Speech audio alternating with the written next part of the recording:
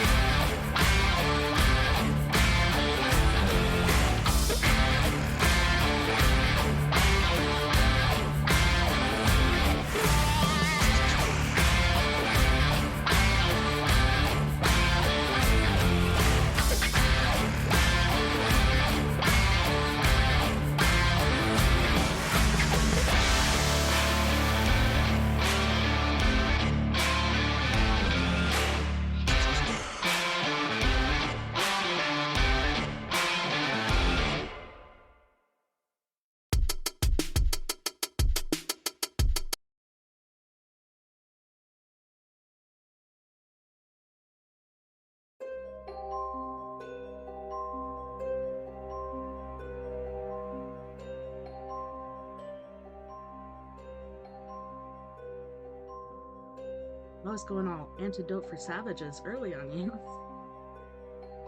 Well, welcome crew, guys, gals, ghouls, friends, fiends, foes, whoever may be listening beyond the Omniverse tonight. I'm aboard the mothership. Secure your tinfoil hats, buckle down tight, and hold on loosely as we soar over the rocky tops of the La Platas on a rocky mountain high. Get sucked into the vortex of the Four Corners and settle down snugly, mile marker 420 in colorful Colorado.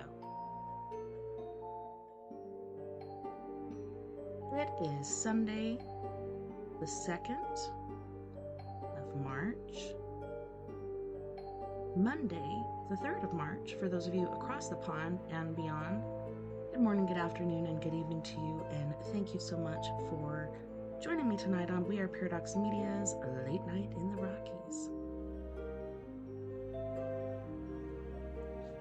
So if you're listening live right now, you may be listening to us on KPNL Radio, which you can find at KPNL Radio, kpnl-db.com. You can also find us on Facebook, YouTube, Twitch, and if you want to listen to us at any time, you can find us basically where you listen to your podcasts. So I don't know if you guys made the show last night, but it was epic. We had Psychic Chris Garcia on, so if you didn't check it out, go back and check that out. It was a really, really good show. Tonight it's story time with me, TessaTNT, and we are reading Paul Roland's The Nazis and the Occult, the Dark Forces Unleashed by the Third Reich. For YouTube, Facebook, anyone that might block this is for educational purposes only. Yeah, let's go on and get into it, shall we?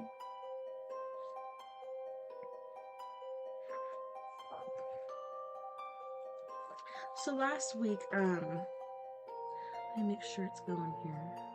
All right. So last week, for our Spreaker Peeps they got shut down before we finished over here on StreamYard. So I'm going to go back just a paragraph or whatever, and that way they'll be able to hear what they missed last week. So Hitler stood beside him like a man in a trance, writes Ravenscoft, a man over whom some dreadful magic spell had been cast. His face was flushed and his brooding eyes shone with an alien emanation. Stein became aware that the spirit was radiating a ghostly ectoplasmic light, which Hitler absorbed into the core of his being. The transformation was terrifying. Stein feared he was witnessing Hitler's possession by the Antichrist, though Ravencroft fails to explain how a Christian relic could attract satanic forces. Hitler's satanic initiation. The lance, we are told, acted like a divine rod for the dark forces which are continually seeking entry into our world of matter. In the summer of 1912, Adolf Hitler was clearly ready to submit to its influence. Why then did he continue to behave like an impotent, hysterical, neurotic even after he had enlisted in the army in 1914, when his dark star ought surely to have been in the ascendant? Despite his claim to have finally answered his true calling, he acted so erratically that his comrades kept their distance, and his superiors repeatedly passed him over for promotion because they knew the men would refuse to follow him, as fellow soldier Hans Lind later recalled. Hitler was considered a peculiar fellow. He sat in the corner of our mess holding, his head in his hands, in deep concentration. Suddenly he would leap up, and running about excitedly say that in spite of all our efforts, victory would be denied us. For the invisible foes of the German people were greater danger than the biggest cannon of the enemy. On other occasions, he sat with his helmet pulled over his head, quite oblivious to our world, buried so deeply within himself that none of us could arouse him.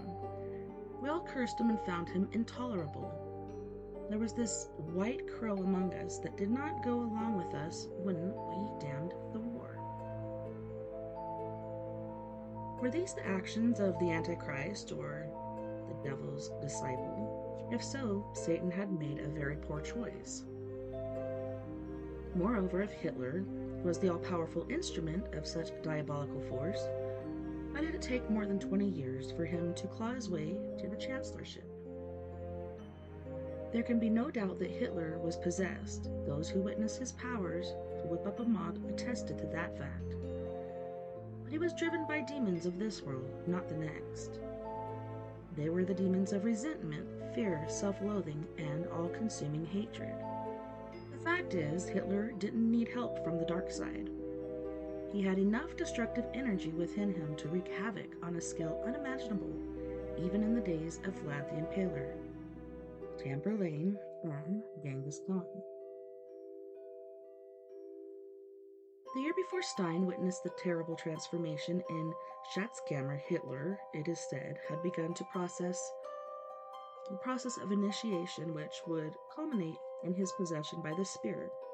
With Pretsch as his mentor, the 22-year-old Hitler was introduced to the esoteric mysteries of alchemy and the significance of the symbolism encoded in the Grail legend. But his was not to be the path of patience and self-discipline, leading ultimately to self-realization and enlightenment, but the perilous shortcut through the use of narcotic stimulant, peyote, whose active principle was mescaline, the drug of choice favored by the high priests of sex magic such as Aleister Crowley. Adolf in Wonderland. In Ravencroft's version of events, the final act in Hitler's Faustian pact with Lucifer takes in all the characteristics of a grim fairy tale, as he describes young Adolf venturing into the forest of Wachau near Vienna with Stein by his side in search of the Waldskrat, forest troll, who had introduced him to the pleasures of peyote. It was the spring of 1913, the last idyllic spring before the outbreak of the Great War, and Hitler had decided to say goodbye to an old friend, Hans Lotz, before he left to try his luck in Munich. Franz was an herbalist who lived in a cabin in the country 2 years earlier. He had literally stumbled upon Hitler, who had been sleeping rough in the woods, and invited him back to his rustic home, where he prepared a witch's brew from the peyote roots that Precht had provided. Now he greeted him again as the master would a favored pupil, his eyes glinting with pride through the flowing white hair, a grin ceasing the features of his gnarled, bark-like skin. While Lodz cooked the vegetable broth, Hitler detailed his experiences with the mind-expanding hallucinogen to his young companion. Stein said attentively as Hitler described the shock at finding himself adrift in the dreamlike landscape of his own psyche, where every aspiration and anxiety could take on a symbolic form. One can only wonder what sights and sensations manifested in the mind of such a man. On the brink of starvation, half crazed with delusions of grandeur, and suffering from persecution mania, but we have the personal accounts of several aspiring mystics to give a hint of what the young Hitler might have experienced, assuming, of course, that this event actually took place. You know, Hitler was taking the stuff, mescaline, Crowley observed. I heard it from a reliable friend in the OTO. OTO? Inquired Huxley. The Ordo Templi Orientis.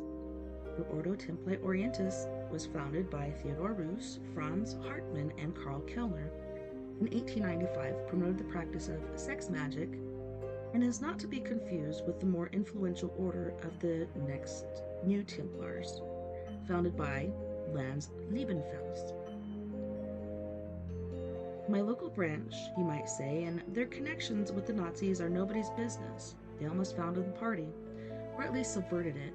Do you know that 2 of their chief men personally trained Adolf Hitler before he was a stuttering Austrian oaf, a shoddy bohemian, and pervert to boot?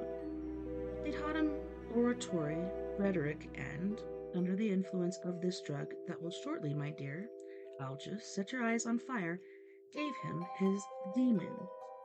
Then Huxley said, all the disparate romanticism that, in its waning, found expression in the irrational, in secret cults, has made its kingdom here. Fascism is, after all, the triumph of decadence, the final madness of Bohemia. So that carnage of Ahriman may be complete precisely, Crowley replied. But again, there are those who doubt that such a conversation ever took place. They state categorically that Newberg and Crowley ended their friendship in 1914, and point to Crowley's diaries, which record the meeting with Aldous Huxley in Berlin as being Saturday, 4 of October 1930, not 1938. Despite these discrepancies, it is almost certain Crowley was responsible for introducing Huxley to mescaline. Hitler, however, probably never took peyote in his life, although he was certainly fatally crippled by his addiction to prescription drugs in the last years of the war, thanks to his quack physician, Dr. Morell. Seance on a wet afternoon. Oh no. I wonder what happened to the Facebook. That is odd. Make sure it's still going over here on the Spreaker. Weird.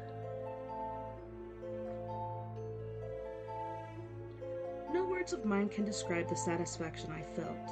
I'm not ashamed to say that.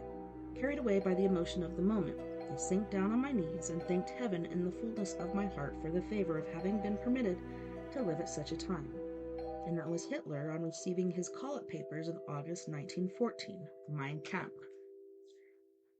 Ravencroft's reimagining of history returns to the remotely recognizable reality with Hitler's ecstatic reaction to the declaration of war in 1914, and his experiences in the trenches, for which he was awarded the Iron Cross First Class.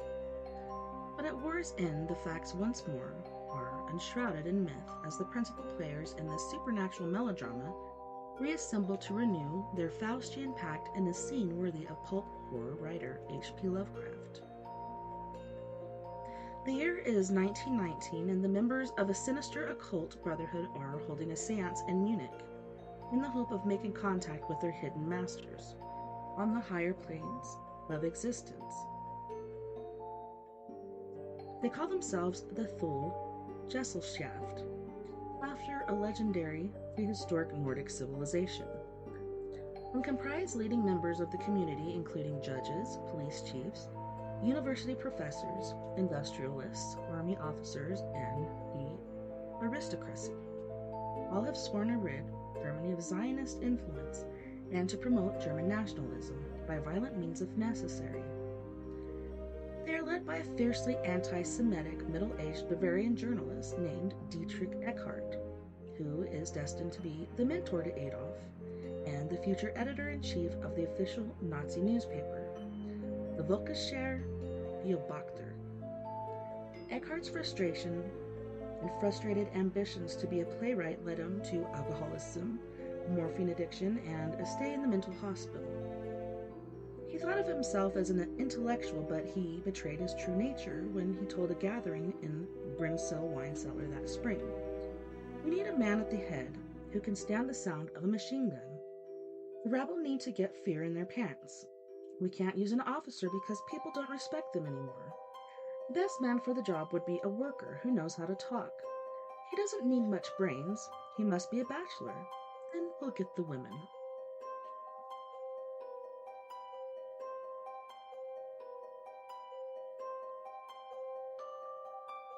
I don't know what's going on with that. On the evening of their seance, he is joined by two immigrant Polish generals with an interest in spiritualism and a strong sympathy for the German nationalist cause, Generals Skoropadsky and Byczewski. Seated them around the table in the darkened room is the founder of the group, Rudolf Glauer, the future editor of the group's publications, Konrad Ritzler, and Eckhart's protege, German-Russian refugee Alfred Rosenberg, and that's 1893 to 1946, who has to become a formative influence in Nazi racist ideology. Although the Thule group was not a magical order in the mold of the Golden Dawn, the members shared their counterparts' fascination with paranormal phenomena, their obsession with secrecy, and their practice of creating exotic histories for themselves. Glauer, for example, insisted on being addressed as Count Heinrich von Sebendorf, or Sabotendorf, although in reality he was the working-class son of a Dresden engine driver. He also professed a profound knowledge of esoteric lore and muttered unintelligibly about having been initiated into the mysteries during a sojourn in Turkey, but in truth he had merely digested passages from the Theosophist, sacred text, The Secret Doctrine, and regurgitated it with Germanic embellishments. The 3-volume treatise on the origin and nature of the universe had been channeled by the eccentric medium Madame Blavatsky and contained the germ of an idea that the Nazis were to expand upon and pervert on their own ends. This was a myth of the master race. Glauer simply appropriated Blavatsky's cosmology and her concept of the 7 root races of man for German consumption, claiming that it provided the ancient Edda legends on which in his racist revisionist history, the myth of the 12th century, in which he claimed that the superior Aryan race had originated in the lost continent of Atlantis, for where its ships sailed forth to be found the earliest centers of civilization. But on the night of the seance, these men had something other than politics on their mind.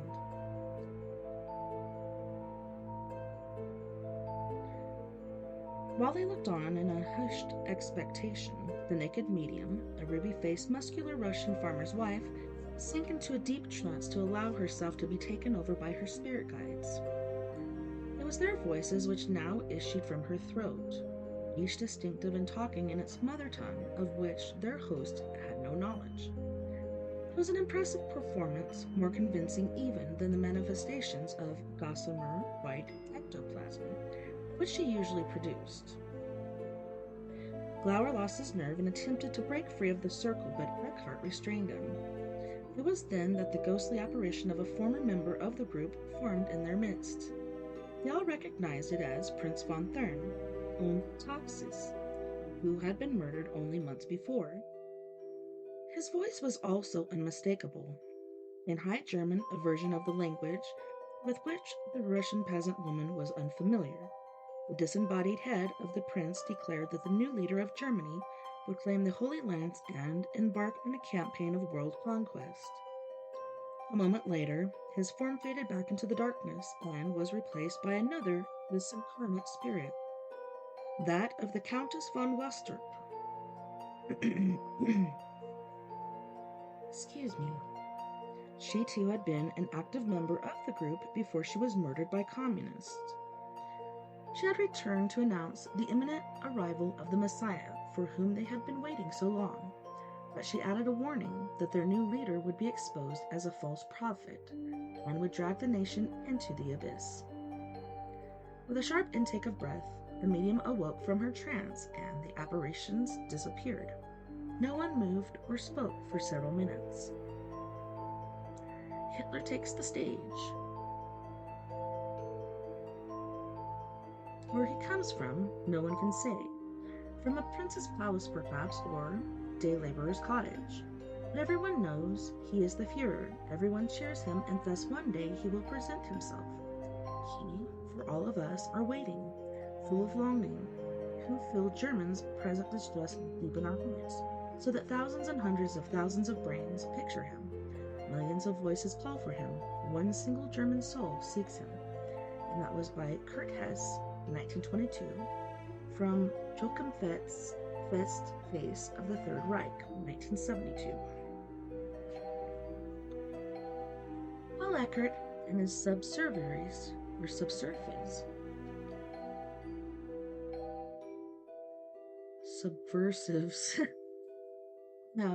Were groping in the dark for a sign of their future savior. Adolf Hitler was standing in the shadows in the back room at the Old Rosenbad Tavern, in the Herrenstrasse, observing a group of backstreet radicals arguing over their lack of funds.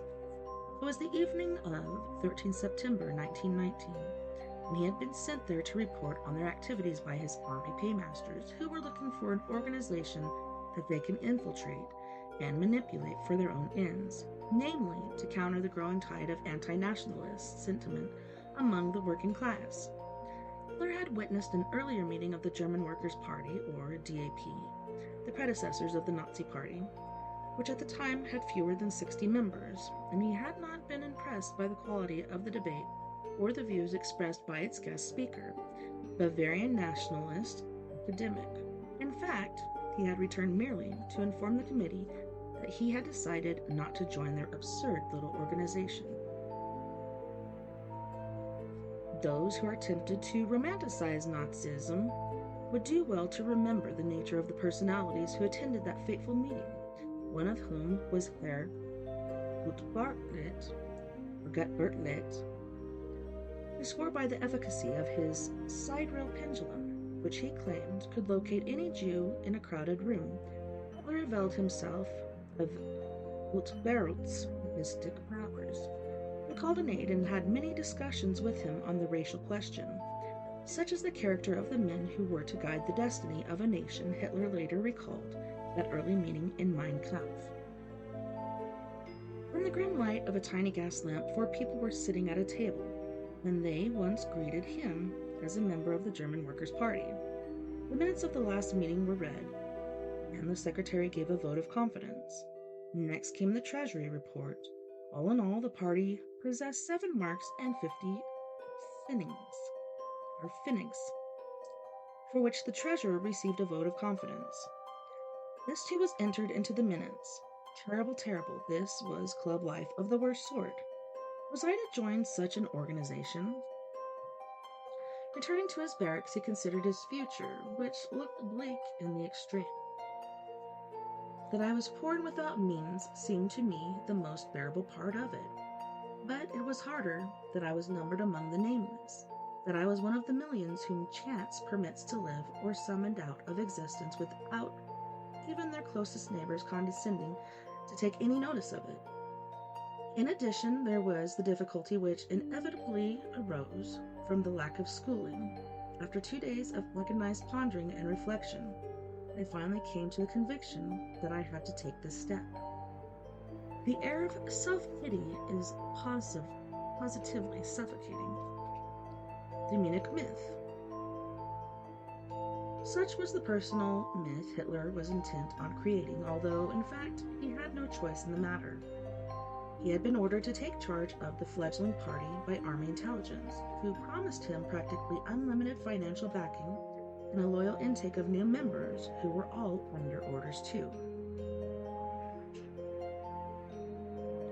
With the financial backing of the army and a hired audience to applaud his speeches, Hitler's confidence as a public speaker grew in tandem with the party's fortunes. Reports of his early speeches reveal that he was yet to demonstrate the charismatic, demonstrative style that was to draw the slavering masses, but the major themes were already in evidence. The pathological hatred of Jews and a brief that they had stabbed Germany in the back to end war prematurely. A contemporary journalist wrote, "The lecturer Hitler gave a talk on Jewry, showing that wherever one looks, one sees Jews. The whole of Germany is governed by Jews. It is a scandal that the German workers, whether with hand or brain, let themselves be exploited by the Jews because the Jews have money. The Jewish swindlers dominate the government. When the Jew was filled his pockets at the public till he drives the poor German worker into confusion, thus keeping himself in control of things." The lecturer also spoke about Russia and the responsibility for what happened there, the October Revolution. The Jews had made the revolution. Therefore, Germans must unite and fight against the Jews, or they would gobble up the last crumbs from the national table. The lecturer's concluding words were, "We shall carry on the struggle until the last Jew has been removed from the Reich, even if it comes to an insurrection or even revolution." The lecture received great applause.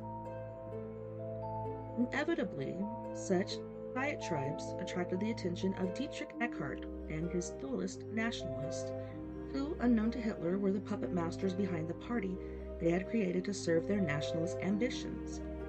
When Eckart witnessed Hitler in action, he knew immediately that he had found his Messiah, and that pretty soon the nominal head of the DAP, railroad engineer Anton Dexler, and his co-founder Karl Harrer, was but the prophet and forerunner. Would be forced to concede control to their last recruit. "Here is the one for whom I was but the prophet and the forerunner," Eckhart declared, alluding to John the Baptist and Jesus of Nazareth. Hitler was apparently equally enthusiastic, seeing in Eckhart a man who could be both his mentor and his spiritual brother. "This Dietrich Eckart is a man I can admire," Hitler told a friend. "He appears to know the meaning of hatred and how to apply it." He was referring to Eckart's gangster tactics and disrupting the commemoration for a murdered communist by having bags of bitches' blood thrown at posters of dead men to attract the attention of the city's male dog population, who would urinate on them. It was alleged that the assassination was none other than Eckart himself. The Mad Little Clown.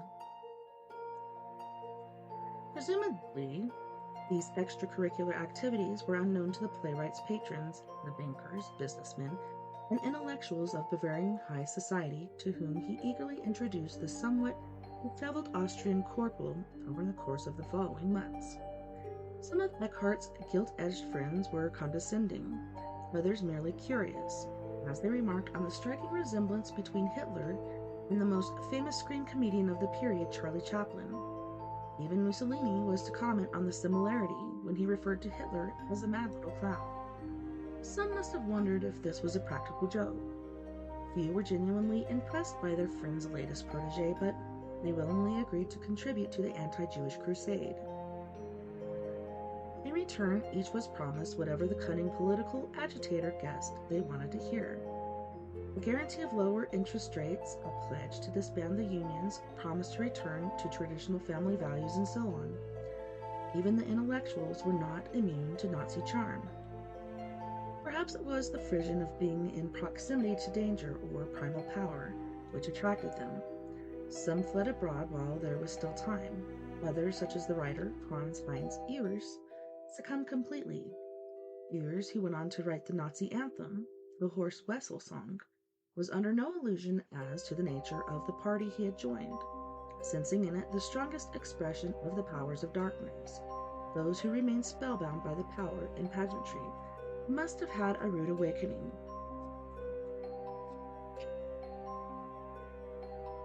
On 10 May 1933, when the Nazis burned the books of writers whose ideas they feared in 30 cities across the Reich, those intellectuals who had flirted with fascism should have recalled the words of Thomas Mann, who warned that when one begins by burned books, human beings will be next. Such rites were the clearest evidence yet that Nazism was not a political movement but a satanic cult in the true sense of the word. The primitive instinct to destroy what we fear because we do not understand it and cannot control it. 10 years earlier, Hitler was already on the road of power and his popularity was gathering momentum. It was only a matter of time before socioeconomic factors created conditions sufficiently favorable for his accession. Eckert did not live to see Hitler seize power. In the autumn of 1923, he lay dying, burnt out by a life of addiction to alcohol and morphine. With his last breath, he invoked the old gods through his treasured Mecca stone, the black meteorite which he believed served as a portal between the worlds of spirit and matter. His last words were reputed to be, "Follow Hitler. He will dance, but it is I who have called the tune. I have initiated him into the secret doctrine, opened his sinners of vision, and given him the means to communicate with the powers. Do not mourn me, for I shall be influenced by history more than any other German." An unholy trinity. "Beware, you dogs, when the devil is loose in me, you will not curb him again." And that was by Joseph Goebbels. When Hitler's reputation as a public speaker grew during the early 1920s, he began to attract kindred spirits who believed destiny had led them to the man who would restore Germany to its former glory. Rudolf Hess and Martin Bormann were typical of the fawning, anonymous yes-men with whom Hitler surrounded himself, the real inner circle who took on an active role in influencing policy and determining who would live and who would die were Himmler, Göring, and Goebbels. The first of this unholy trinity to pledge allegiance was the man his rivals called the Poison Dwarf. Joseph Goebbels first heard Hitler speak at a party debate in Bamberg and had been so swayed by the strength of his leader's argument that he immediately conceded defeat, swearing undying loyalty before the meeting was closed. The first and last time the future minister of misinformation would admit to being wrong on any matter in public.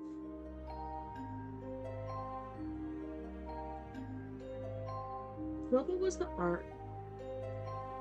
propagandist of Nazi regime, but it seems he also possessed a gift of prophecy. On one occasion, the only one he had foreseen, his first fateful meeting with his future Führer, which was to prove uncannily similar to the scene as it was unfold in real life. It was in the summer of 1918, and Goebbels was then a student at the University of Freiburg. He made his prediction in a novel called Michael, in which the idealistic young hero despairs of ridding his fatherland of Jewish influence, until he meets a Masonic savior whose power of oratory awakens the sleeping nation. We can assume its author shared his hero's emotions on hearing Hitler speak for the first time. All of a sudden, the flow of his speech is unleashed. I am captivated. Honor, work, the flag. Are there still such things in this people from whom God has taken his blessing hand? The audience is aglow, hopes shine on grave faces.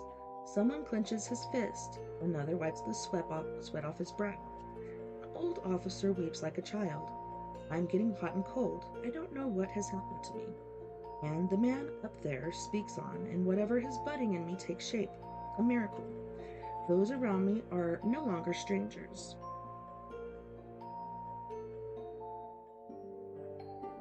They are brothers. I approach the rostrum and look into the man's face. No orator he, but a prophet. Sweat is pouring down his face. A pair of eyes glow in the pale face. His fists are clenched, and like the last judgment, word after word is thundering on, phrase after phrase. I do not know what to do. I seem demented. I begin to cheer, and no one seems astonished. From the rostrum he glances at me for an instant. Those blue eyes sear me like a flame. This is a command. I feel like I am reborn. I know now where my path leads me. The path of destiny. I appear to be intoxicated. All I remember is the man's hand clasping mine, an oath for life, and my eyes meet two large blue stars. Many years later, Goebbels recorded his initial impressions of the man to whom he was to devote his life and considerable energies. I thank fate that there is such a man. He is the creative instrument of fate and deity. I stand by him deeply shaken. That is how it is. I recognize him as my leader quite unconditionally. He is so deep and mystical. He knows how to express infinite truth. He seems like a prophet of old, and in the sky a big white cloud seems to take the shape of a swastika. Is this a sign of fate? How much elementary strength is there in this man compared to the intellectuals? On top of it all, his overwhelming personality. With such a man, one can conquer the world. To him I feel deeply linked. My doubts vanish. I could not bear to have to doubt this man. Germany will live. Heil Hitler.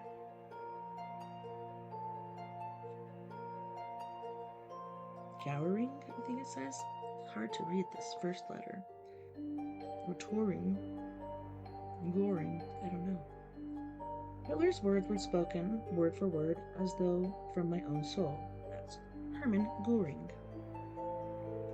It is unlikely that Hermann Göring shared Goebbels' idealistic image of Hitler as deep and mystical, or the instrument of infinite truth.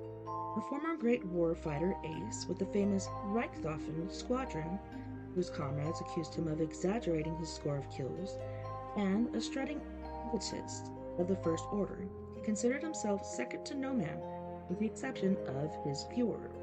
I have no conscience, he once declared. My conscience is Adolf Hitler, but he saw Hitler as a leader, not as a mystic. He joined the party because I was a revolutionary, he declared, not because of my ideology or ideological nonsense. He had no beliefs other than the divine right of the aristocracy to the rule, and considered himself a Renaissance man, presumably in the mold of Caesar Borgia.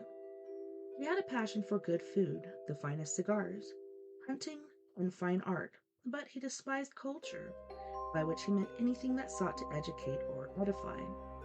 This is nothing else. He shared with Goebbels, who had famously said, "When I hear the word culture, I reach for my revolver." Göring had grown up on a magnificent estate and was accustomed to getting his way in all things. His own mother had the measure of him when she predicted that he would either be a great man or a great criminal. But he lacked purpose until he found it in the Führer. In return, he acted as a stabilizing influence when Hitler succumbed to one of his periodic panic attacks. The fiercely aristocratic Göring was evidently in the thrall of the former corporal, curiously untroubled by the inequality in their backgrounds. But he was intimidated by Hitler's unpredictability and violent, irrational outbursts. He admitted in Hitler's presence, "My heart would sink into my trousers." It was rumored that Göring had a Jewish godfather with whom his mother had had an affair, and it was this which embittered him towards Jews in general. In their efforts to portray him as the jovial lord of the manor, historians tend to forget that it was Göring and not Himmler who implemented the program of concentration camp construction, and it was also Göring who established the dreaded Gestapo. He realized, in his role as a genial, avuncular figure, that it was a facade hiding a vicious and vindictive streak which could lash out at any moment. He celebrated his wedding by ordering an execution and kept a small black book on which he recorded the names of those he intended to eliminate at the next opportunity. giving rise to the saying, in any other country you have to justify having a gun. In Göring's Germany, you have to justify why you don't use one.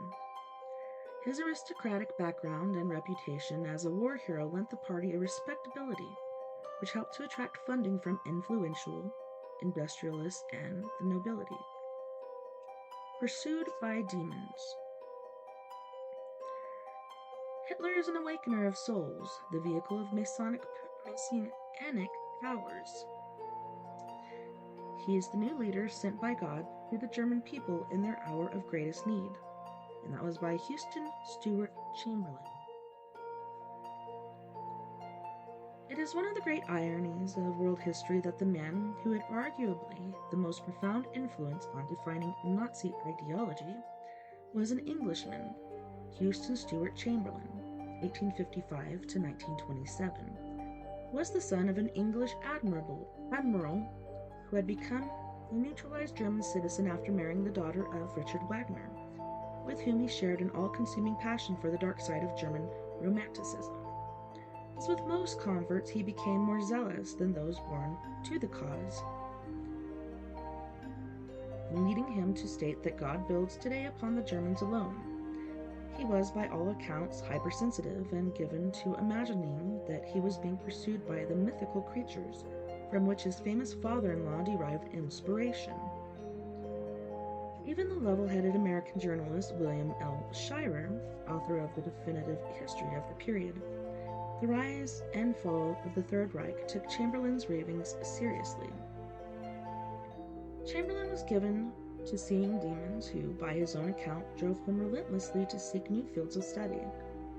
Once in 1896, when he was returning from Italy, the presence of a dream became so forceful that he got off the train in Gardone, shut himself up in a hotel room for 8 days, and wrote feverishly on a biological thesis until he had the germ of the theme that would dominate all his later works, race and history. Since he felt himself goaded on by demons, his books were written in the grip of a terrible fever, a veritable trance, a state of self-induced intoxication, so that he was often unable to recognize them as his own work. It is a tragedy, then, that so much of his output was unworthy of a man of his energies and supposed intellect. It was Chamberlain's contention that the white race was superior in every respect, but that it too was degenerate. Only the Tudors were worthy of being called cultured, and were to be credited with fashionings and foundations of Western civilization. Even the Italian architects of the Renaissance were the Teutonic descent.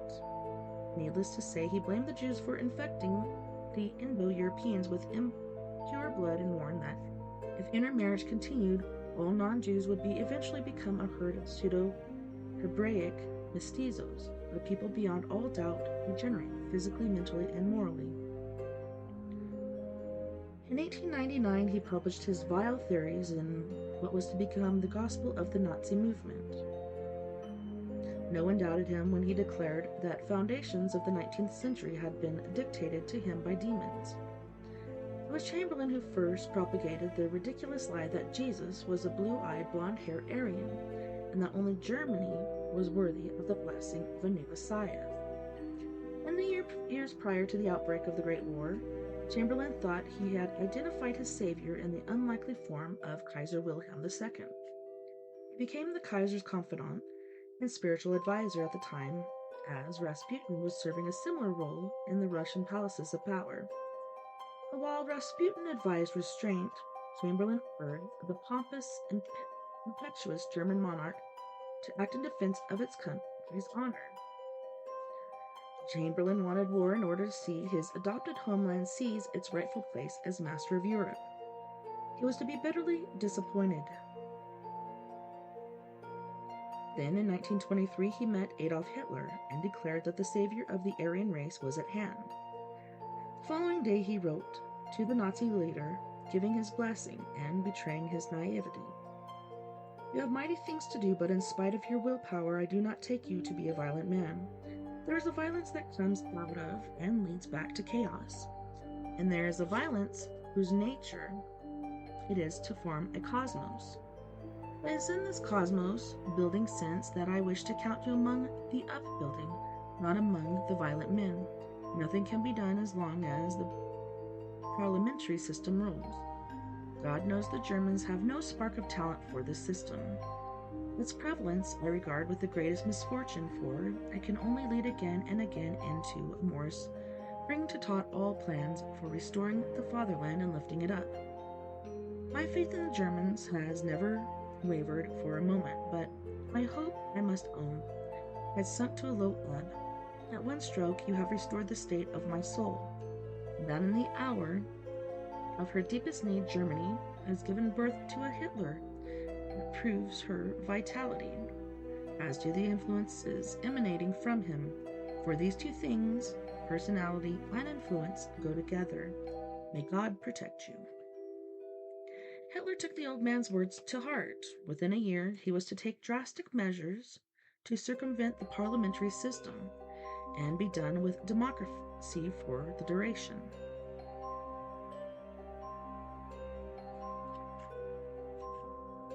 False dawn. History is made in the street. Joseph Goebbels.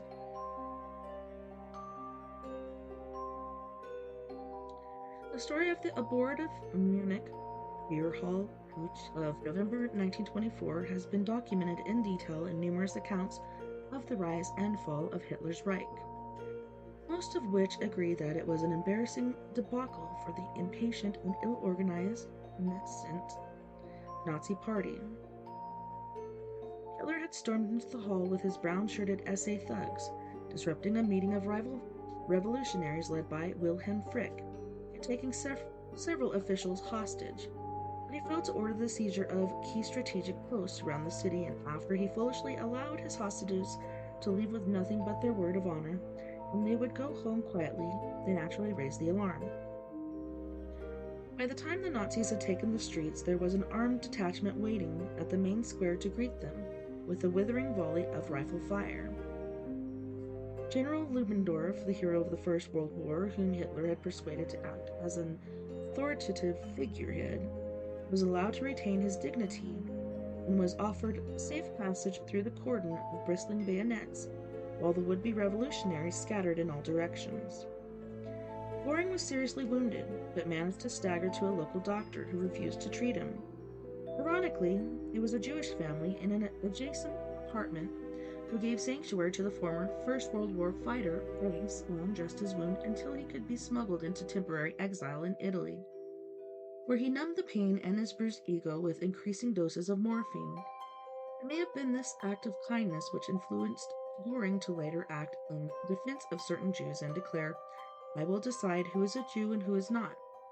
Hitler, meanwhile, had scuttled for safety to a waiting car, leaving his leaderless comrades to face the advancing troops. When the smoke had cleared, only Himmler remained. Apparently he cut up such an unimposing figure that the troops simply ignored him, and he was able to walk to the nearest railway station, where he caught the last train home. The trial of Adolf Hitler.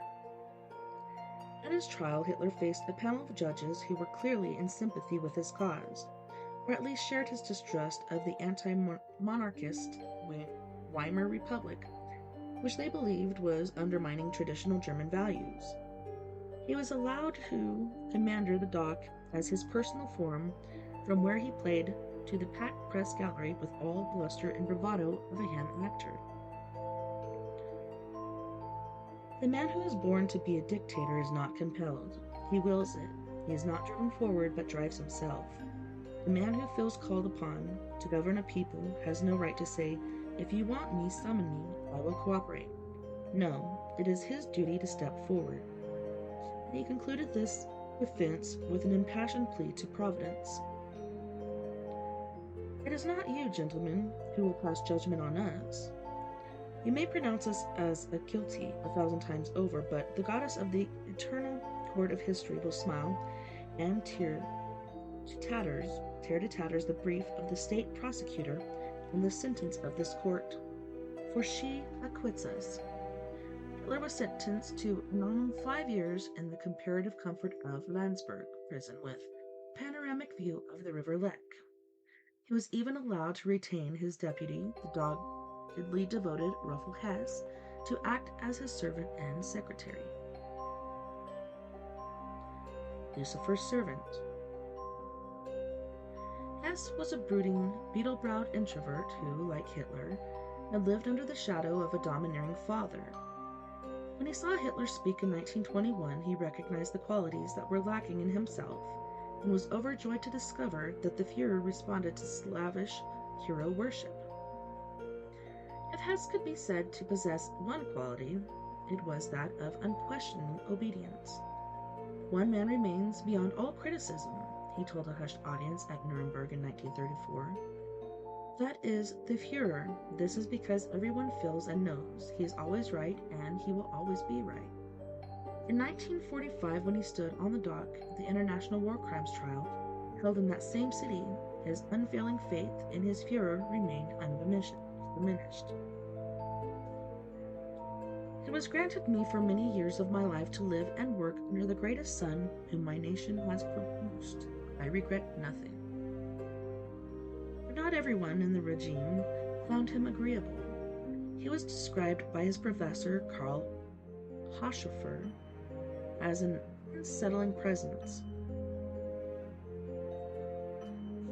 He was one student among others not particularly gifted of slow intellectual grasp and dull in his work. He is very dependent on emotions and passionately liked to pursue fantastic ideas.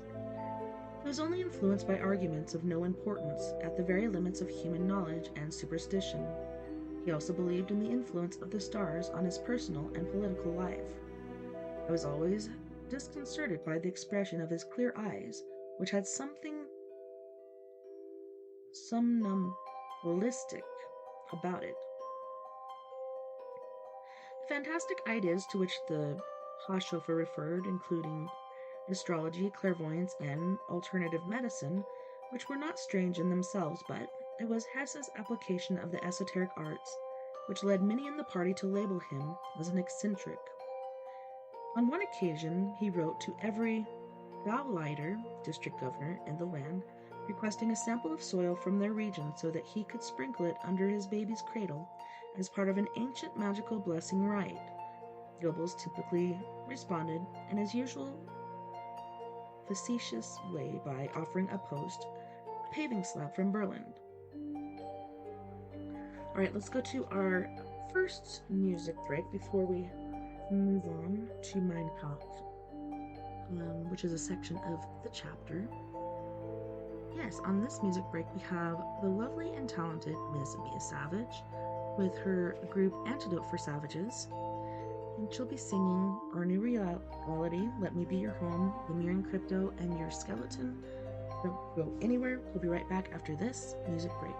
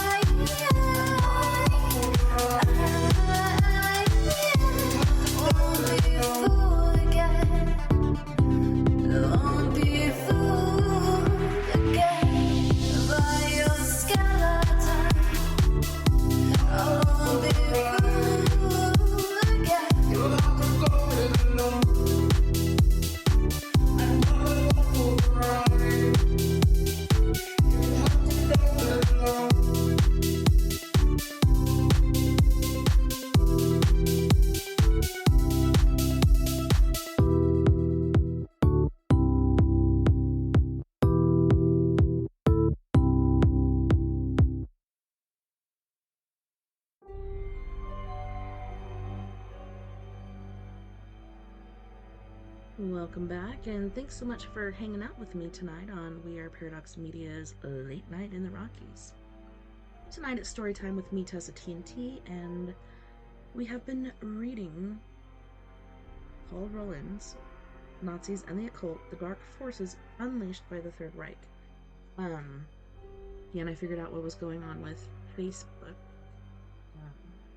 It doesn't go to their community standards, is what they're saying, or follow community standards, so that's why we got booted off there. But as I said before, this is for educational purposes only. And I know we have a lot of, really bad history, which this era was very, very bad. But if we don't learn our history, we're doomed to repeat it. So I think it's important that we know all we can about dictators, etc. Alright. Mein Kampf. So long as Hess kept his fringe ideas to himself, Hitler was content to employ him. It was Hess who recorded his leader's muddled stream of racist invective, which was to be edited into some semblance of order by Max Ammann, who published it as Mein Kampf, My Struggle. The original title, Verinhalb Jahr des Kampfs gegen Lug, Wahrheit und Feigheit. 4.5 years of struggle against lies, stupidity, and cowardice. It was a clear indication of Hitler's agitated mental state at this time, and what Gerald Suster, author of Hitler in the Age of Horus, called the poverty of Hitler's intellect. It was revealing that the first part of the book is a highly derivative, incoherent rant peppered with blatant falsehoods, while the latter part shows at least a superficial understanding of the principles as geopolitics and the uses to which propaganda can be put. The former betrayed the influence of Eckert, while the latter was down to the influence of a respected academic who was a regular visitor of Hitler's rooms at Landsberg at the invitation of his former pupil, Rudolf Hess. Professor Karl Hochhofer, 1869 to 1945, had served with distinction in the Great War and had risen to the rank of general. It was rumored that he possessed clairvoyance and had been able to predict the precise time and location of enemy offensives and bombardments, which helped to halt several Allied advances. Not surprisingly, perhaps, his military experiences infused his teaching with an aggressive, pro-nationalist perspective. He had told Hess and his fellow students, "I intend to teach political geography as a weapon to reawaken Germany to fulfill its destined greatness. I shall re-educate the whole nation to an awareness of the role of geography in history, so that every young German shall cease to think parochially, but think instead in terms of whole continents." It was Hochhofer who conceived the idea of Lebensraum, or living space, with which Hitler sought to excuse his insatiable appetite for conquest. And it was Hochhofer who can be credited with shaping Hitler's unfocused ramblings into a reasoned argument that brought nationalism out of the beer kellers and into the homes and workplaces of ordinary Germans. Hochhofer defended his part in shaping Nazi racist doctrine by arguing that he was merely one of a number of intellectuals to have influenced Hitler's thinking, but even his own son Albrecht was not fooled by his father's affected innocence. While awaiting execution for his part in the July 44 bomb plot, Albrecht penned a poem which ended with the following lines: "My father broke the seal, he sensed not the breath of the evil one, but set him free to roam the world." The Devil's Advocate.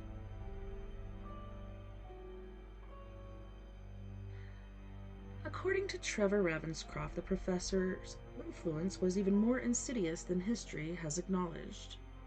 Hochhofer awakened Hitler to the real motives of Lucifer, principality which possessed him so that he could become the conscious vehicle of its evil intent in the 20th century. It has become customary for crypto-historians to recast Hochhofer as a closet Satanist who had assumed the role of Mephistopheles in order to instruct Hitler in a great esoteric doctrine derived in part from Madame Blavatsky's Atlantean-based theosophy and the rotten-worshipping brotherhoods of the German Völkisch occultists. But in Mein Kampf, Hitler scorns the pseudo-pagan revivalists such as von Liszt, whose sole satanic ceremony extended to burying empty wine bottles in the shape of the swastika on a mountaintop, while swearing an oath of allegiance to the old gods.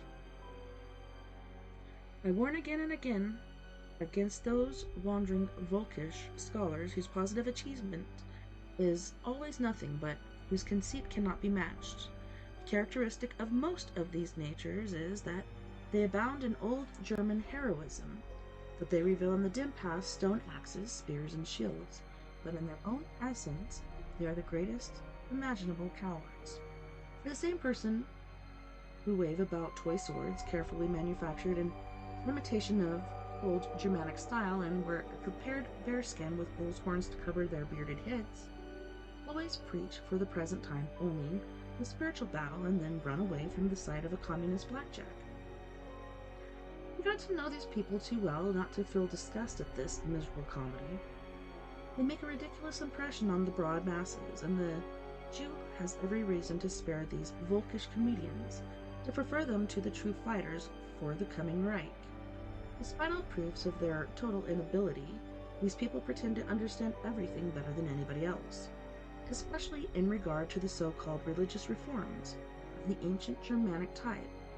I have the feeling that they are sent by dark forces who do not desire the rebirth of our people, for their entire activity leads the Volk away from its fight against the common enemy, the Jew, in order that it may expend its energy in internal religious struggles. Tea and sympathy. It is doubtful that Haushofer initiated Hitler into an occult brotherhood, as several writers have claimed. The extent of his influence was limited to the degree of which he opened Hitler's eyes to the practical application of geopolitics, and the fact that he introduced the dictator-in-waiting to the concept of Lebensraum. It has been assumed that the professor was a secret Satanist simply because Hitler emerged from Landsberg prison in the autumn of 1924 with a renewed appetite for politics and in full command of forces which had previously been unfocused. This was entirely due to Haushofer's sobering influence in persuading Hitler to channel his energies into effecting change through nonviolent means.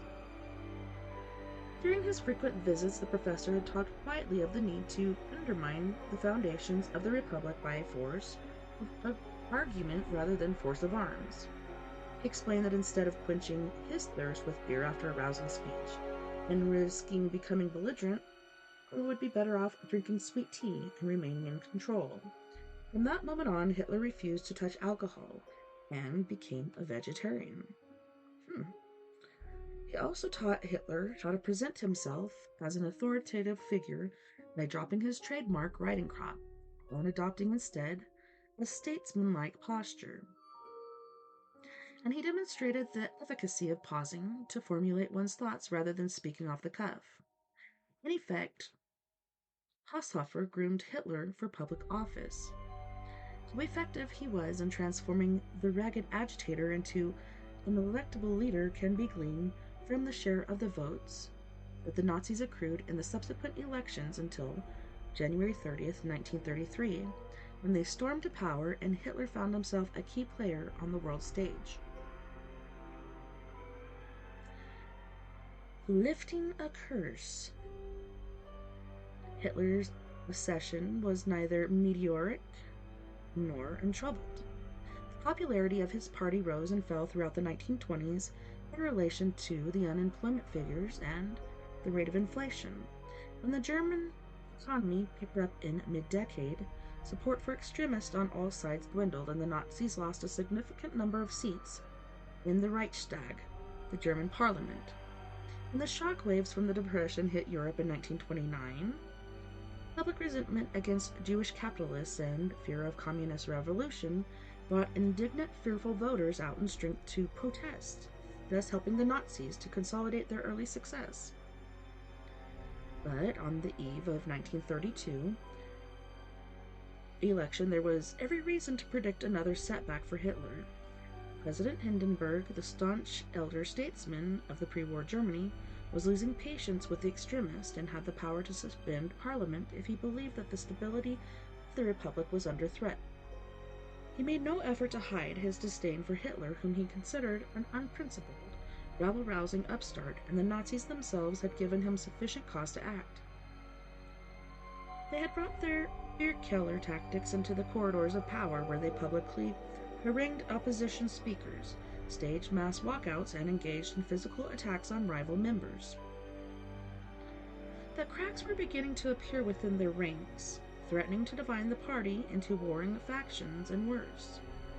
Senior German staff officers had confided their fears to Hindenburg concerning the growth of the SA, which had become a vast, unruly private army.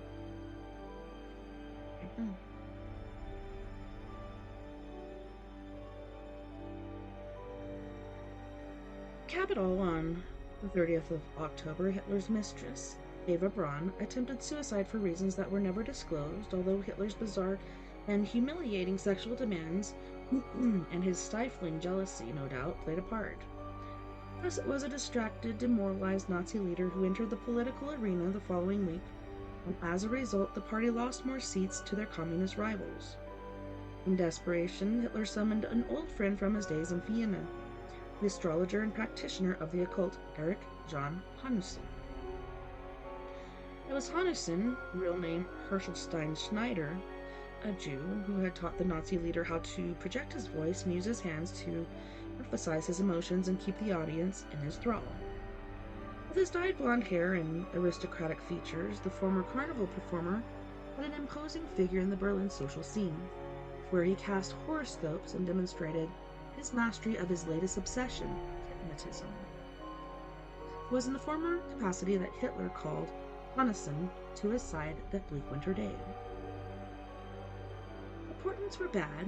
Hitler's horoscope revealed that he had been cursed, but by whom and for what reason, even Hanussen could not say. The curse may have been commissioned by a political rival or spurned and spiteful female admirer. Or it may have been self-inflicted, a suffocating aura of depression brought on by Eva's suicide attempt on his own agitated emotions. Whatever the origin, Hanussen had the answer. It was necessary for someone to travel to Hitler's hometown, and there find a mandrake root growing in a butcher's backyard. The mandrake was traditionally a potent aphrodisiac and an amulet of protection. The man-shaped tuber was said to emit a hideous shriek when torn out of the ground, and for that reason the witch or magician had to stop their ears with cotton or use a familiar, a cat or dog, to tear it out by the roots. Hitler's reaction to this pronouncement is not recorded, but Hanussen volunteered to journey to Austria. At midnight, on a night of the full moon, he tore up a mandrake from a suitable site. When he returned to Berlin on New Year's Day 1933, he was able to announce that the curse had been lifted, and Hitler's rise to power would resume forthwith. Within 30 days, Adolf Hitler was Chancellor of Germany. On February 27, he became dictator of the new Nazi state after persuading Hindenburg to approve the Enabling Act, granting the Nazis emergency powers. The pretext was the burning of the Reichstag, which was blamed on the communists, but was undoubtedly committed by a party impatient for power. Hanussen had predicted the fire the night before during a seance at his palace of occultism, but he failed to foresee his own death just 6 weeks later by unknown hand in a forest outside of Berlin.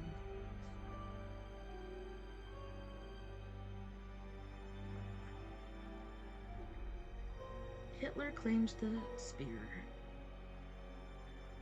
A time of brutality approaches, of which we ourselves can have absolutely no concept.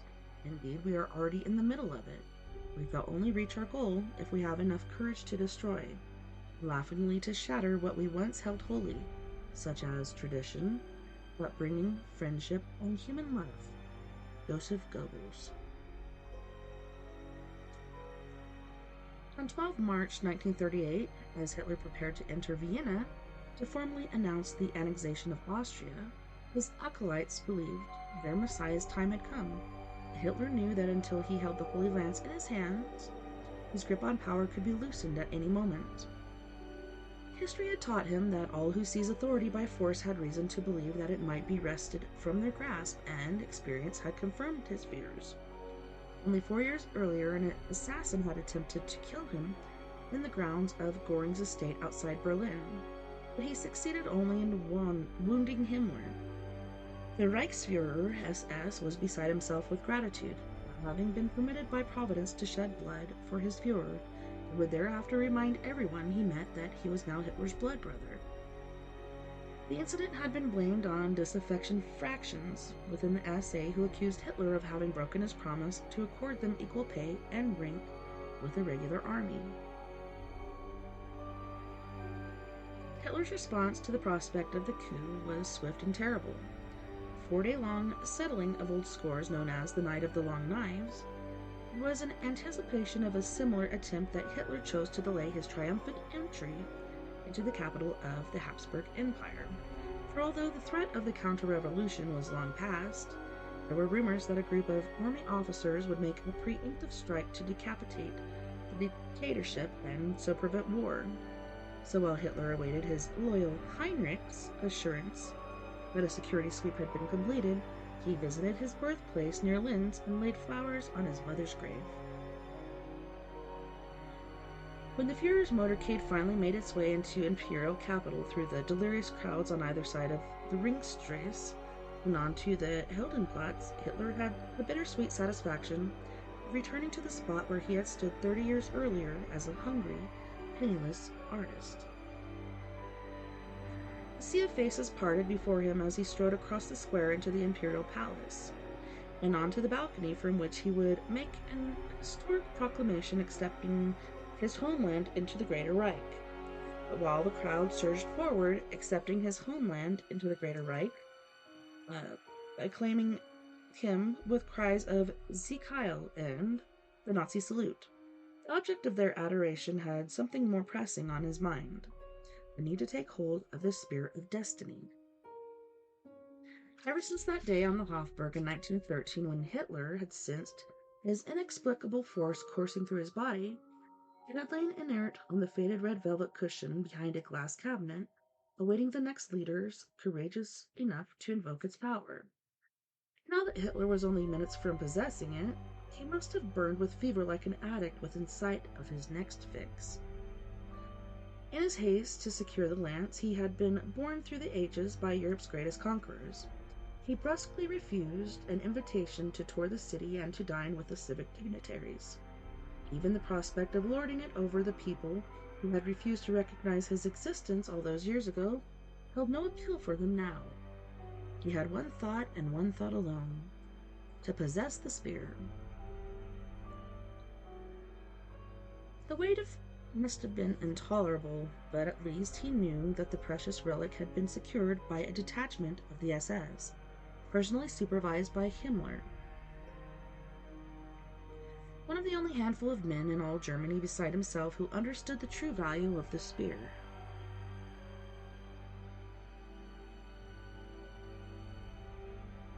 That night, while Austrian Nazis took the streets in raucous celebration of their success, and the citizens of the city of Waltzes indulged in a spate of jubing which appalled even their Nazi masters, Miranda's gang left their suite at the Imperial Hotel en route for the Hofburg. Inside, waiting to greet them, were Ernst Kaltenbrunner, Fuhrer of Austria, Major Walter Buck, who was to ensure the legal transfer of the royal regalia to the Reich, and Wolfram von Sievers, head of the Nazi Occult Bureau. The entourage waited outside while Hitler and Himmler ascended the staircase to the treasure house, where the spear was on display. Minutes later, Himmler returned alone, leaving the Fuhrer to fulfill the pledge he had made to himself in that very room 25 years before.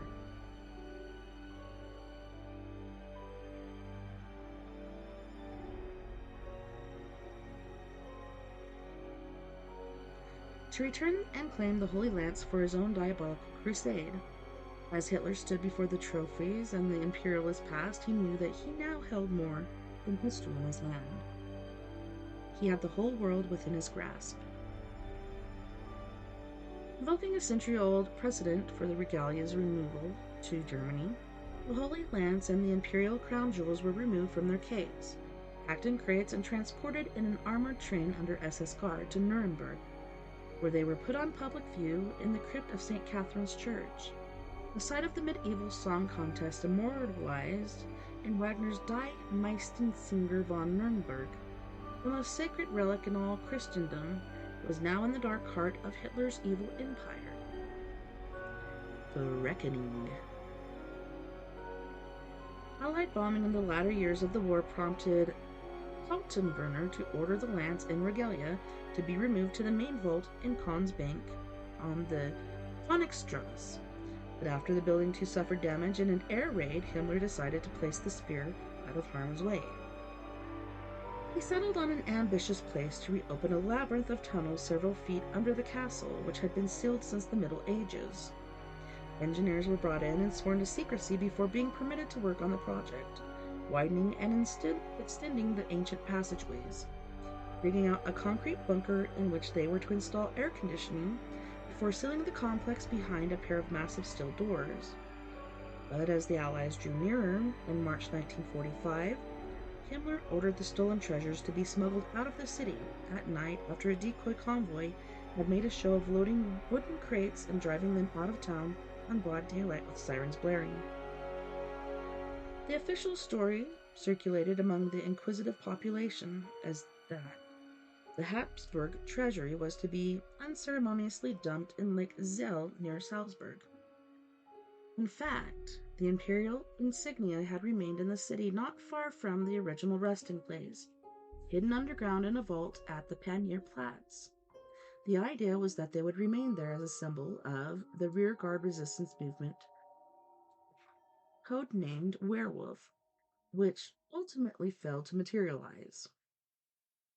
Instead of war weary, Wehrmacht officers and war criminals fled to South America on false passports, where they and their stolen loot were welcomed with open arms by the brothers in brutality.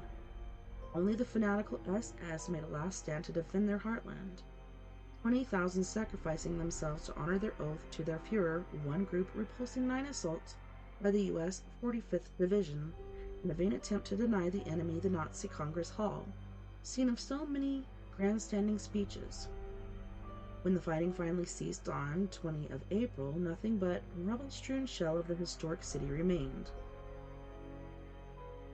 10 days later, a platoon of GIs moving through Oberen-Schmied-Gasse, the street below the castle, passed to discover the original hiding place of the regalia, which had been exposed to the daylight by the recent artillery barrage. They posted a guard in front of the steel doors of the vault and returned to the castle, which now served as the headquarters of the American 7th Army, to report their find. It was 2 o'clock in the afternoon. An hour and a half later, the Americans entered the vault and gasped in astonishment at the shoulder-high heaps of Nazi loot, which spilled out onto the floor. In the center was the altar that had been taken for safekeeping from St. Catherine's Church, and upon it rested a narrow wooden casket. Someone had evidently failed to recognize the significance of the spear, and had transferred only the imperial crown jewels to the second site under Panierplatz. The Americans had acquired the Holy Lance. Several hundred miles away in Berlin at 3:30 p.m., Adolf Hitler relinquished his claim to the spear and shot himself through the mouth. His mistress, Eva Braun, lay lifeless by his side. She had swallowed cyanide. In contrast to their dream of a Wagnerian state funeral, Hitler and his mistress were carried out of the Reich Chancellery bunker and cremated in the nearest shell hole, while Goebbels served as the sole witness. After just 12 years, Hitler's 1,000-year Reich had come to an ignominious end. Chapter 3. Hitler, medium or magician. The power which has always started the greatest religions and political avalanches in history rolling has, from time memorial been the magic power of the spoken word. Broad masses of the people can only be moved by the power of speech. If I approach the masses with reasoned arguments, they will not understand me. In the mass meeting, their reasoning power is paralyzed. What I say is like an order given under hypnosis. It is evident from Hitler's own words that he did not acknowledge the existence of evil or the devil, despite having been raised a Catholic, but like so many psychologically flawed individuals, he believed that his Weltanschauung worldview was unshakable and that he was incapable of being wrong. Well, I think he was wrong there. He was, to use a modern psychological term, the typical right man who will cut off his own nose to spite his face. Like a Chicago gang leader, Hitler held his unruly mob together as he did his country through the twin pillars of totalitarian power, fear and adoration. His simple strategy of divide and conquer ensured that his ministers were too busy jostling for position, defending their own territory, and competing for his favors to conspire for his removal. He achieved this by giving the same responsibilities to more than one minister, which generated personal enmity and distrust. Goering, dislike, Speer, and Ribbentrop, Goebbels, and Bormann, Goebbels, loathed Goring, Ribbentrop, and Bormann, Ribbentrop couldn't tolerate anyone, and in turn they all despised him. It was the perfect formula for ensuring unquestioning obedience, but it meant that the system was rotten from the inside and fated to fail.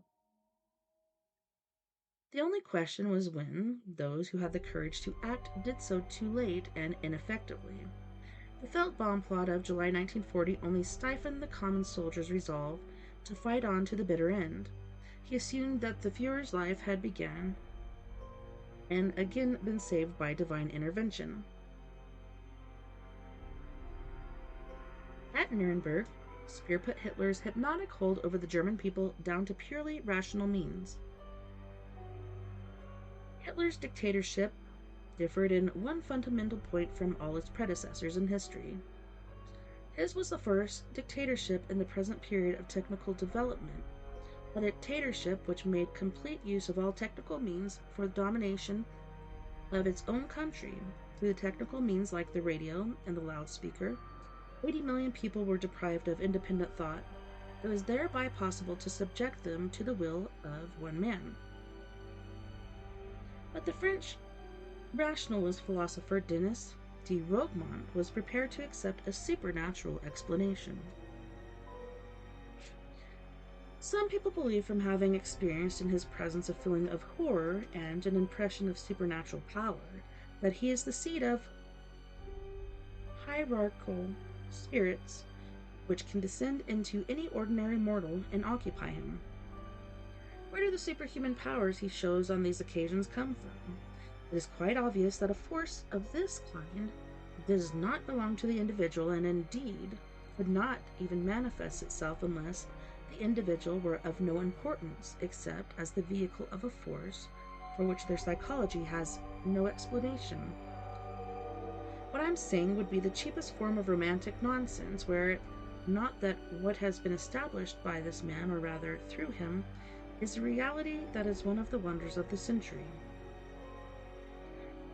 The superhuman powers de Roquemont refers to are not, however, unnatural, nor should they be credited to the influence of a discarnate entity.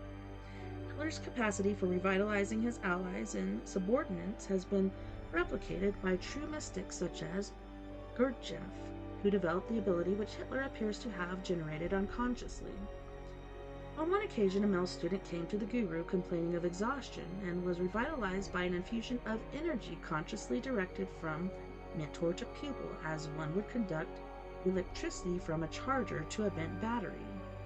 The student noted, however, that Gurdjieff was visibly drained by the process and had to retire to recharge himself using meditation.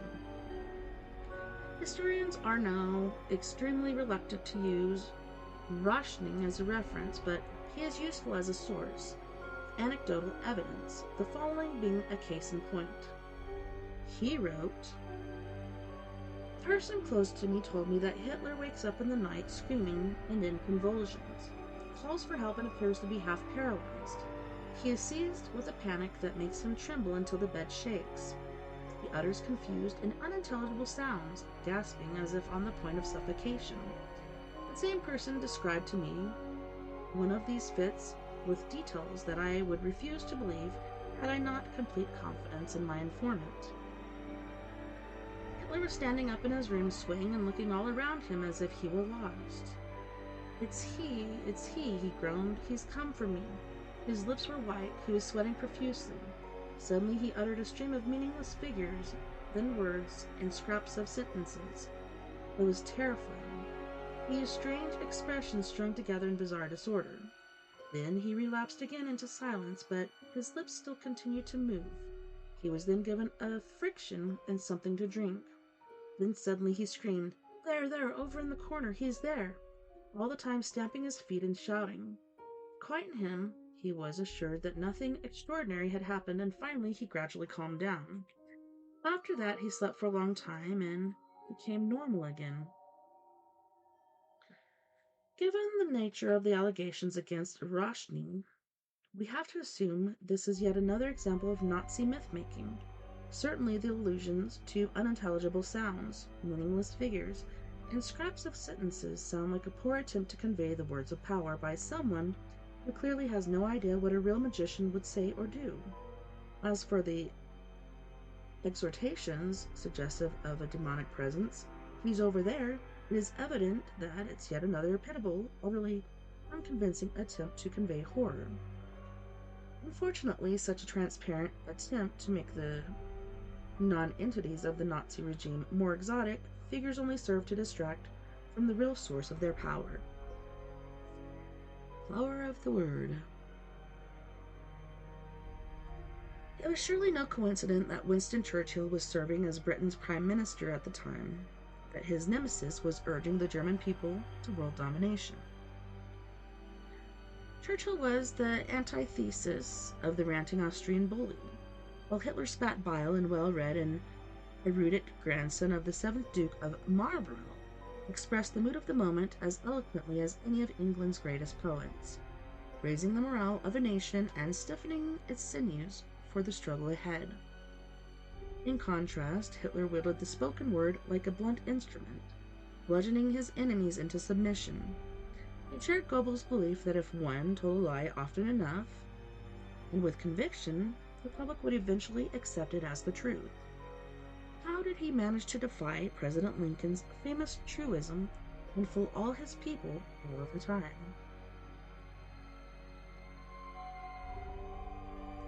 Many who witnessed his slow-burning speeches at first hand were convinced that he had allowed himself to be possessed by a power greater than himself. Roshni, who was an astute observer of Hitler's character despite having allegedly fabricated his intimate conversations with the leader, wrote, "One cannot help thinking of him as a medium, for most of the time mediums are ordinary, insignificant people. Suddenly they are endowed with what seems to be supernatural powers, which sets them apart from the rest of humanity. These powers are something outside their true personality. The medium is possessed. Once the crisis is past, they fall back again into mediocrity." It was in this way beyond any doubt that Hitler was possessed by forces outside of himself, almost demonical forces of which the individual man, Hitler, was only a temporary vehicle. The mixture of the banal and the supernatural created that insupportable duality of which power was conscious in his presence. It was like looking at a bizarre face whose expressions seemed to reflect an unbalanced state of mind coupled with a disquieting impression of hidden power. This apparent ability to channel another voice, whether from his own subconscious or an external source, was evidently something Hitler had developed from an early age. His childhood friend August Kubizek was struck by the transformation which occurred when Adolf was inspired. It was as if another being spoke out of his body and moved him as such as it did me. It was not at all a case of a speaker carried away by his own words. On the contrary, I rather felt as though he himself listened with astonishment and he motioned to what burst forth from him with elemental force. Like floodwaters breaking their dikes, his words burst from him. He conjured up in grandiose, inspiring pictures his own future, that of his people. He was talking of a mandate which, one day, he would receive from the people to lead them from servitude to the heights of freedom, a special mission which would one day be entrusted to him. Gregor Strasser, a comrade from the beer keller days, was also struck by the physical transformation which overtook Hitler whenever he spoke. Listen to Hitler, and one suddenly has a vision of one who will lead mankind to glory. A light appears in a dark window. A gentleman with a comic mustache turns into an archangel. Then the archangel flies away, and there is Hitler sitting down, bathed in sweat with glassy eyes. Gregor's younger brother Otto was near the mark when he observed. He touches each private wound on the raw, liberating the mass unconscious, expressing its innermost aspirations, telling it what it wants to hear. Hitler's effect on adoring audiences has been well documented. Bert Ludeck heard him speak in 1922. I studied his slight, pale man, his brown hair parted on one side and falling again and again over his sweating brow. Threatening and beseeching, with small pleading hands and flaming steel blue eyes, he had the look of a fanatic. Presently, my critical faculty was swept away. He was holding the masses and me with them, under a hypnotic spell by the sheer force of his conviction. British theologian Ernestine Amy Bueller witnessed at first hand the effect the Fuhrer had on his followers. In her autobiography, Darkness Over Germany, in 1943, she recalled her impressions of the Nuremberg rallies. I was sitting surrounded by thousands of SA men, and as Hitler spoke, I was most interested at the shouts and more often the muttering exclamations of the men around me, who were mainly workmen or lower middle class types. He speaks for me, he speaks for me. I thought, he knows how I feel. Many of them seemed lost to the world around them and were probably unaware of what they were saying. One man in particular struck me as he leant forward with his head in his hands and with a sort of convulsion sob said, Gott sei Dank, he understands. My attention was attracted by the face of a young man who was leading the cries. His arms were outstretched and his face wide as he worked himself into a frenzy. And when the Fuhrer came, there was ecstasy in his face such as I have never seen and should never expect to see outside an asylum. As I hurried away to go back to the hotel, I heard uncontrolled sobbing beside me, and I saw it was a middle-aged woman in a bath chair. Now you can take me away. I will die happily. I have seen the face of the Fuhrer. Germany will live. Hitler's private secretary, Trottel Jung, acknowledged her Fuhrer's mysterious hold over women. As a man, he didn't look attractive at all. It was more that he personified power. That was his fascination. Also, his presence. He had a way of looking at you with those eyes, which could really set you alight. And somehow he was a mythical figure for women. He was a savior, and he gave off an aura of power, and that impressed women like a messiah, perhaps. The mystery of Hitler's mass appeal becomes self-evident when one knows the circumstances of his childhood neurosis, which centered on a hatred of his sadistic, overbearing father, and his over-identification of his indulgent, masochistic mother. The American psychoanalyst Walter Lang, who was commissioned to rewrite an in-depth analysis of Hitler's nature for the Psychological Warfare Department of the OSS, later the CIA, concluded that Hitler wooed his audience by unconsciously appealing to their feminine nature.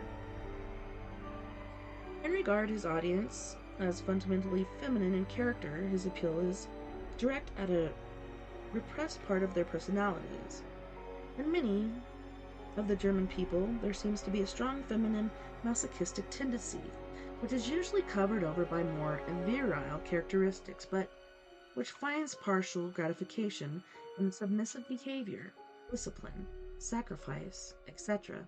Nevertheless, it does seem to disturb them, and they try to compensate for it by going to the other extreme of courage, pugnaciousness, determination, etc.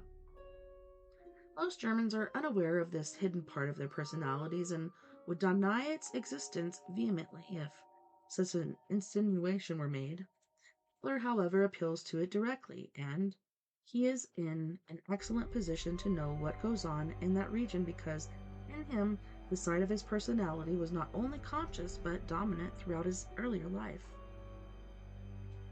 Fling makes another perceptive observation when he points out that Hitler's repressed sexuality had the effect of directing his vital energy and sensuality into his eyes.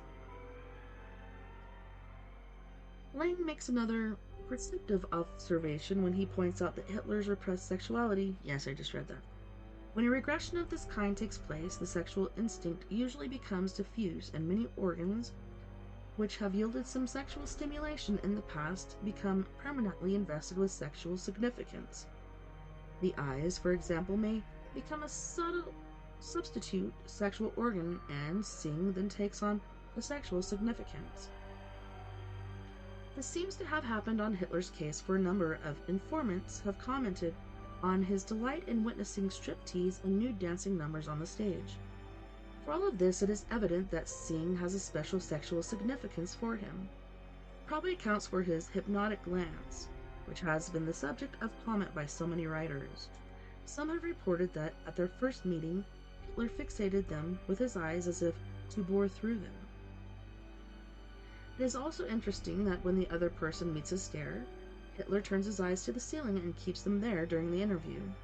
Then, too, we must not forget that in the moment of crisis, on hearing of Germany's surrender in 1918, his hysterical attack manifested itself in blindness.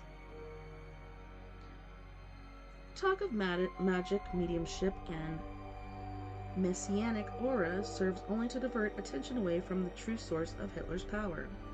A genuine gift for rabble-rousing oratory which came from deep within. The French writer Robert Bouchez alluded to it, recalling, "I looked into his eyes, the eyes of a medium in a trance. Sometimes there seemed to be a sort of ectoplasm. The speaker's body seemed to be inhabited by something fluid. Afterwards he shrank again to insignificance, looking small and even vulgar. He looked exhausted. His batteries were run down." This suggests that the source of Hitler's personal magnetism is his own dynamic life force and was not the result of malevolent possession. He had unconsciously unleashed the vital energy we all possess, which the Chinese call qi, and the Hindus prana, and the Nazi occultist vril. But instead of focusing it and centering it in himself as a practitioner of yoga would do, he unleashed it in a torrent on those he desired to subdue or influence, draining himself in the process, lacking the knowledge of the adept who understands how to generate their inner power cells, the subtle centers which the Hindus call chakras, wills. Hitler was used up, a spent force. In the early years, he could draw on his audiences and admirers to restore his energy, but after 1942, he made few public appearances, and his belief in his own infallibility was challenged by several assassination attempts and the significant strategic losses in Russia, which led him to retreat further and further from reality. After the July bomb plot of 1944, his energies turned inwards and he was literally consumed by his own demons, hatred, self-loathing, and paranoid hysteria. In effect, natural laws and his own temperament dictated that Hitler was fated to fail. Albert Speer witnessed Hitler's ability to subdue his subordinates by sheer force of will. They were all under a spell, blindly obedient and with no will of their own. Whatever the medical term for this phenomenon might be, I noticed during my activities as architect that to be in his presence for any length of time made me tired, exhausted, and void. Admiral Donitz was also aware of the Führer's innate capacity for draining people of their vitality, and for this reason he distanced himself physically from his leader. I purposefully went very seldom to his headquarters, for I had the feeling that I would thus best preserve my power of initiative, and also because after several days at headquarters, I always had the feeling that I had to disengage myself from his powers of suggestion. I'm telling you this because in this connection, I was doubtless more fortunate than his staff, who were constantly exposed to his power and personality. Hitler was equally capable of infusing others with his energy when it served this purpose. He succeeded in reviving the dejected and devitalized to Deuce. By putting every ounce of nervous energy into the effort, I succeeded in pushing Mussolini back onto the rails. In those 4 days, the Deuce underwent a complete change. When he got out of the train on his arrival, he looked like a broken old man. When he left again, he was in high fettle, ready for anything.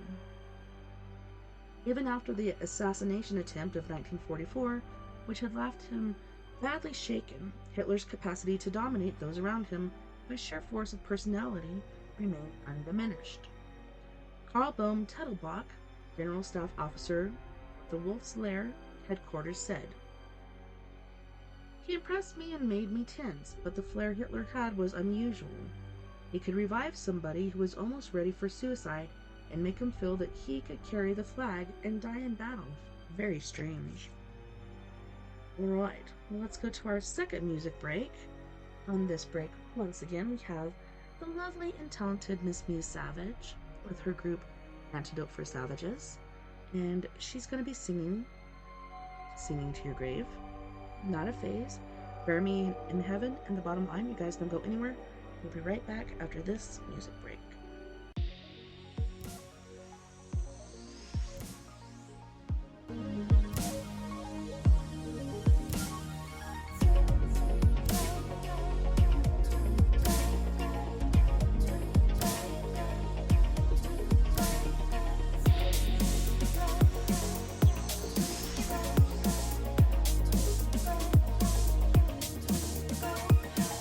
Too long to find me with you.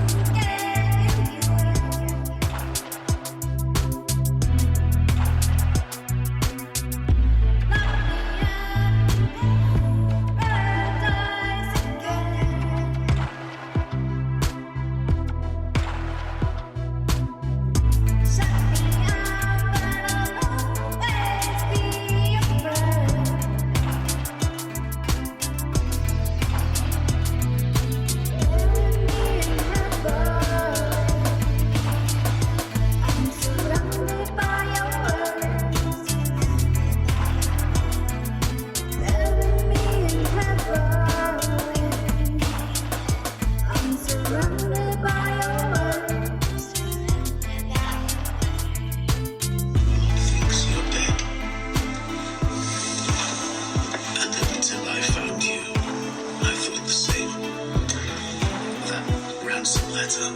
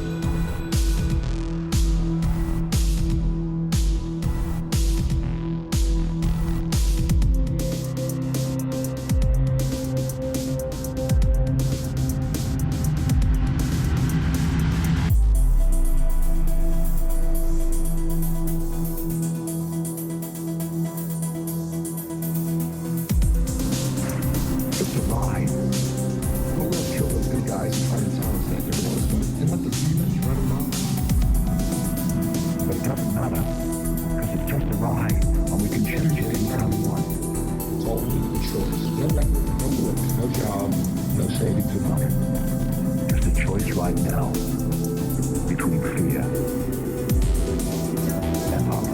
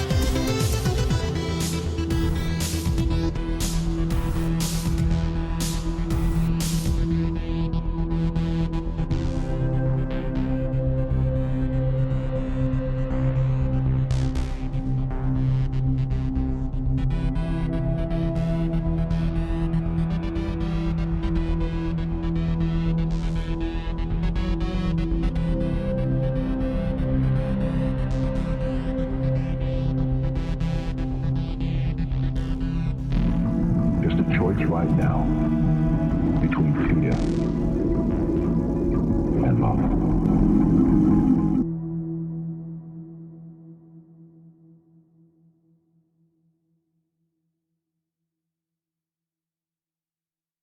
Welcome back, and thanks so much for joining me tonight on We Are Paradox Media's Late Night in the Rockies. This evening, we've been doing story time with me, TessaTNT. Reading a book that Facebook did not like, but it was The Nazis and the Occult, The Dark Forces Unleashed by the Third Reich. And this was written by Paul Roland, and as I said before, this was for educational purposes only. I do not support or condone like anything that these guys did, Hitler, his crew, whatever. But yeah, unfortunately, Facebook doesn't want us to educate ourselves. Yeah, I figured instead of reading for a third hour on the topic, we'd check out a creepy video together. Let me get rid of this banner really quick. All right. So, this creator is Frank, but his channel is called Franco TV. Make sure you go over there and subscribe. He also has a travel thing that he does, so he's in South America a lot, which is pretty interesting, like the different places he gets to go and see. And I do believe that this video, which is his newest one, is also down in South America. Originally he's from Florida, I believe, but yeah, he did a little bit in the United States, but then just decided to go South America. I don't know, maybe it's cheaper and he could save up more money or something, but there's so much activity down there. It's amazing. And also, a lot of the places down there as far as cemeteries, like, desecrated tombs and graves, etc., like, it's pretty crazy. But yeah, there's tons of paranormal stuff, and Franco gets some really, really good evidence. It's insane. He's been on Top 5 and other shows, like, so much. But yeah, make sure you go over to Franco TV and subscribe, like me. All right, let's do it. Looks like an Annabelle doll. And teddy bears. If it's one of these dolls. See, that's a real doll. This looks like it's a mark. What the heck?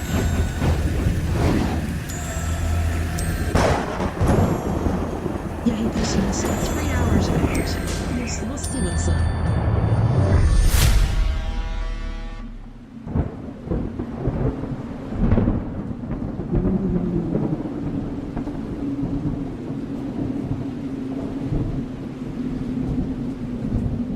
That's another thing too, like guys that go out by themselves and do this, like I don't think I'd be brave enough.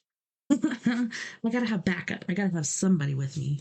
But yeah, Franco, pretty brave. I'm now entering the Mayflower Hall. Yeah, so he's back in America, it looks like.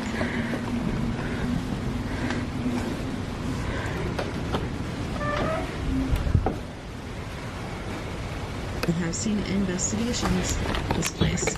Now, if I haven't told you guys before, I am coming into this entire complex alone. And this is a pretty eerie, spooky place.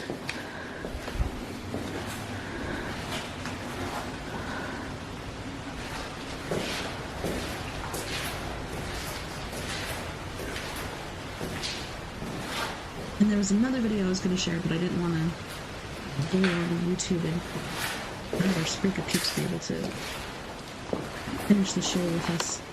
And Spreaker peeps, if you want, come on over to YouTube. Make sure you like and subscribe. And yeah, watch this with us. Or you can just listen. It's up to you.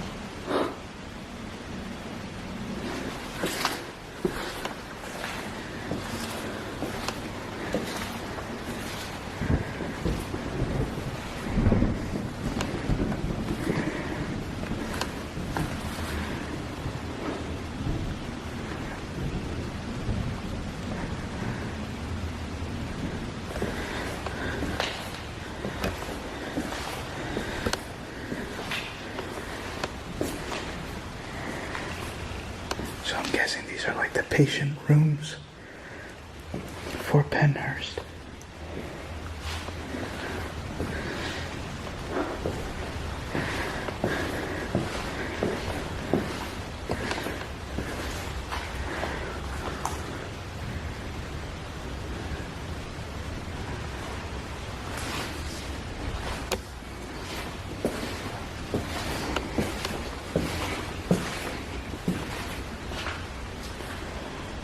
I am also slightly terrified at what's behind every corner. I'm not sure what's the deal with the blinking lights. Yeah. Hopefully you don't have epilepsy. Because that will not be good. Hey, I got Riz.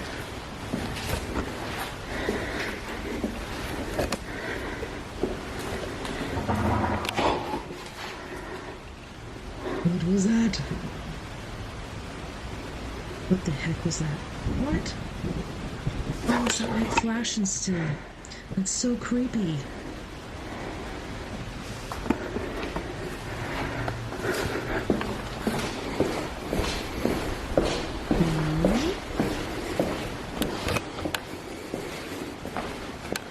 Yeah, that's crazy.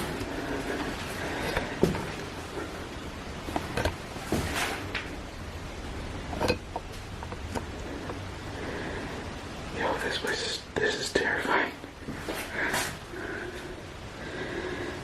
Alright, I don't want to get you guys dizzy, but I legit just heard a sound.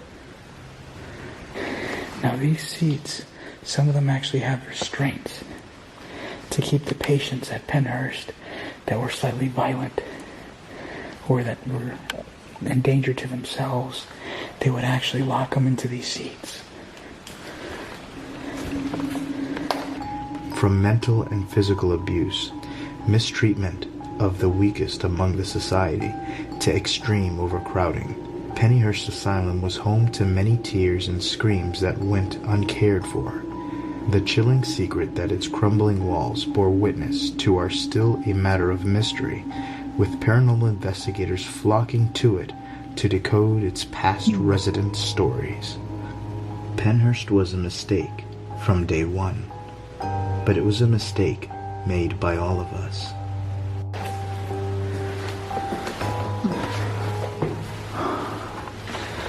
Oh, come on. I know why it's dark now. Come on. There we go.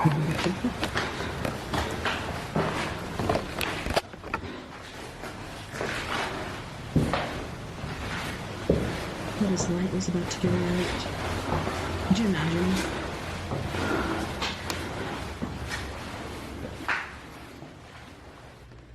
As I search from room to room, things start to wake up.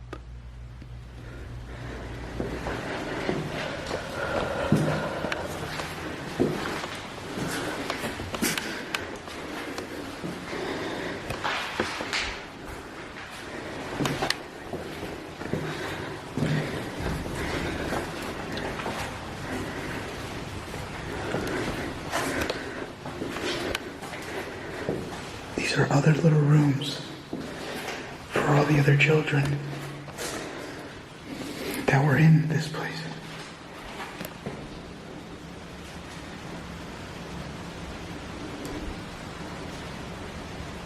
Holy crap. Alright, there looks to be what looks like an Annabelle doll. And teddy bears.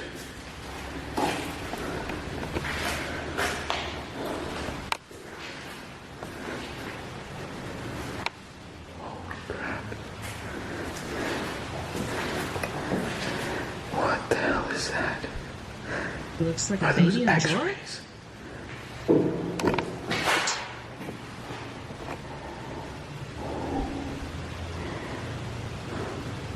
It's crazy. Look how it looks like in complete darkness. Amazing.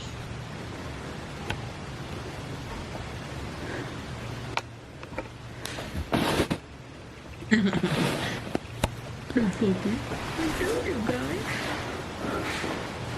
It's a baby in the drawer. What the heck? Up here is where apparently you get a lot of activity being in this floor. I'm going to be completely dark and probably just going to have a little flashlight pointing down through the hallways, I guess. I'm going to turn this light off and I'm going to ask questions while I sit here. I don't mean any problems with anyone that is here. I'm only here to explore and to see if I can make contact with anyone. Are these your dolls here? Is this Annabelle? Or not Annabelle, but are these the toys that you play with?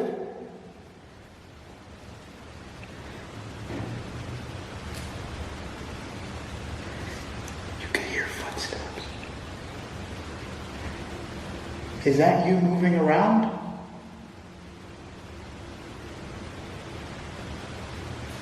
Here, I'm going to bring you guys with me so that way you guys can see what I see down this hallway. Alright. Right now I'm looking down the hallway.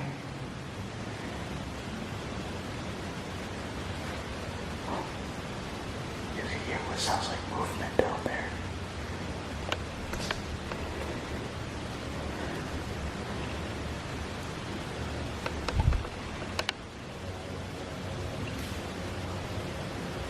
What does that mean? The heck? Can you give me some sort of sign that you're there? Can you make a noise? I'll turn off the light. I don't know about you guys, but it sounded like to me like a motor, but it could have also been somebody going, I don't know if you heard that, but I did. It should be.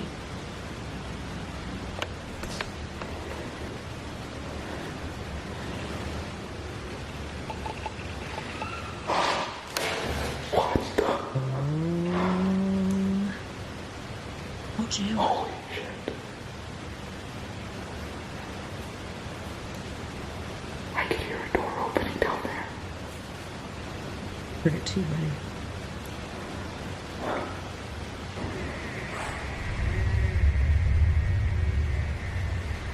That's so creepy.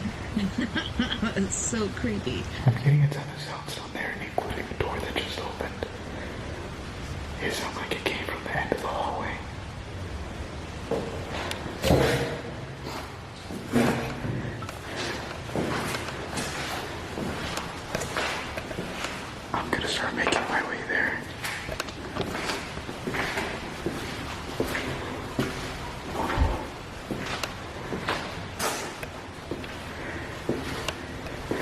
I'm coming over there. I don't mean anything wrong. I completely come in peace. Holy crap.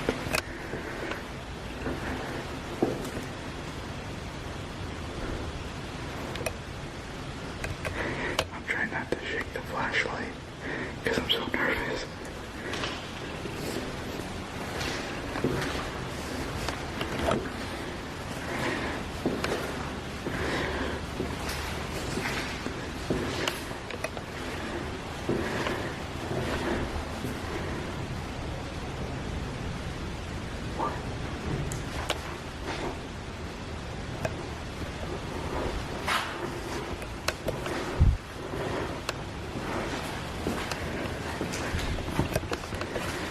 Oh my god, I didn't even know this was...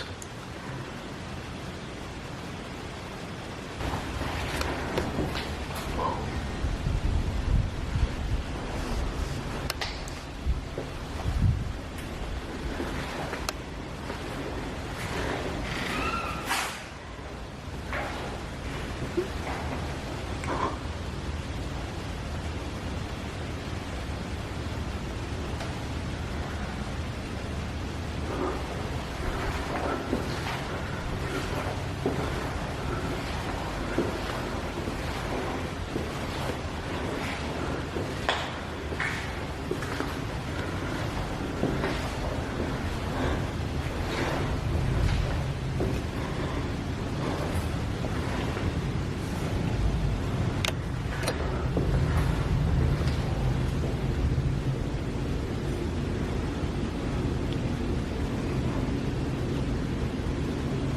What the hell is that noise?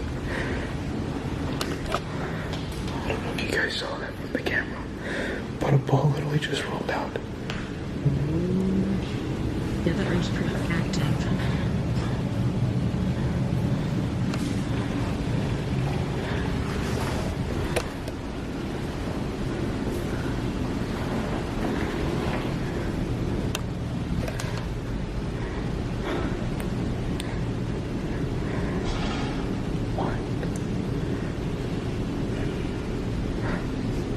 I'm freaking out right now.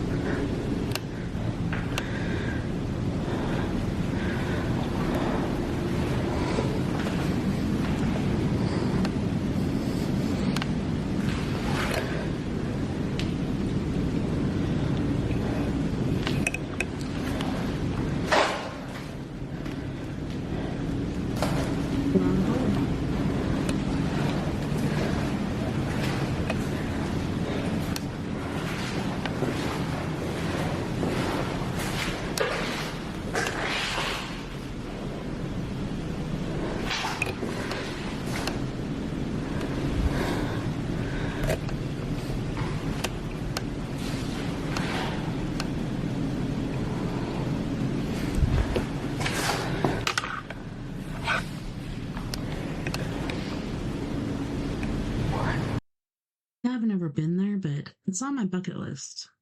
But I have seen several different teams go in there and do it, and this place is pretty dang active. I'm trying to remember Penhurst. Yeah, it's not the same place I'm thinking about. I'm thinking about there was that big old thing of wasn't pertussis. I can't even think of the name of it. I'll think of it here in a minute. What the hell am I hearing? Are you playing with me?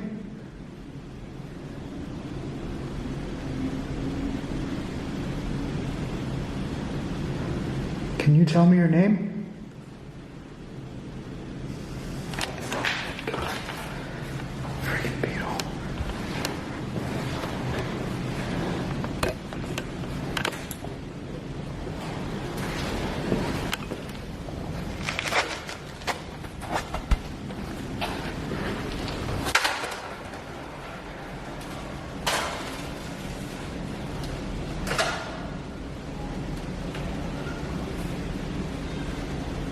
And a whistle. Oh, did you see that orb?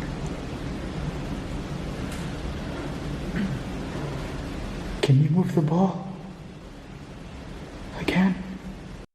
I heard, oh shit. Sorry. I heard somebody go, and then I saw orb to his right. I don't know if you guys saw that, but he's pretty cute.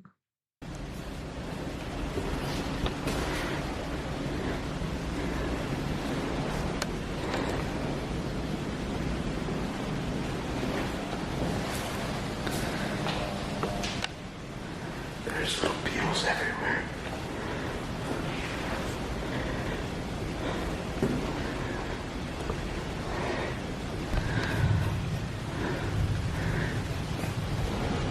Whoa. The ball's gone.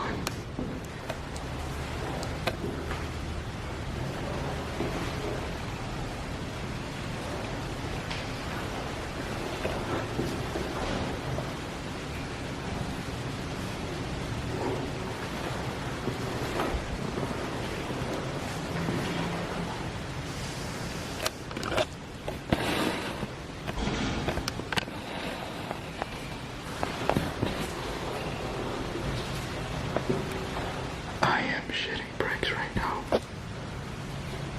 I'm about ready to run, and I don't run. No, he doesn't. Don't run, Franco. I think I've only seen him run once. That ball He hates running.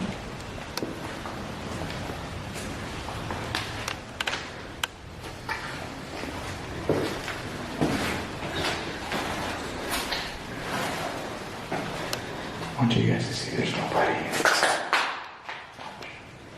I want you guys to see that there's nobody in this room.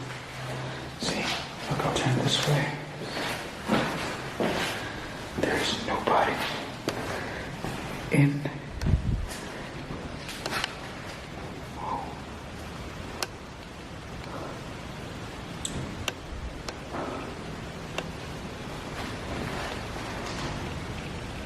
Yeah, I'm freaking out. Holy crap, I'm having sounds from everywhere.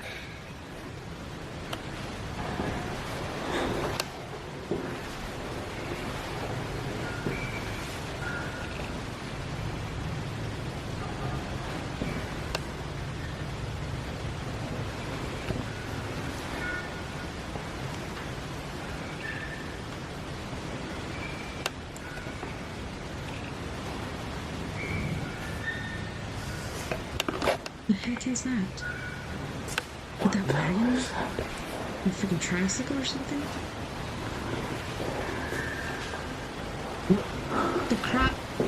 What crap is that?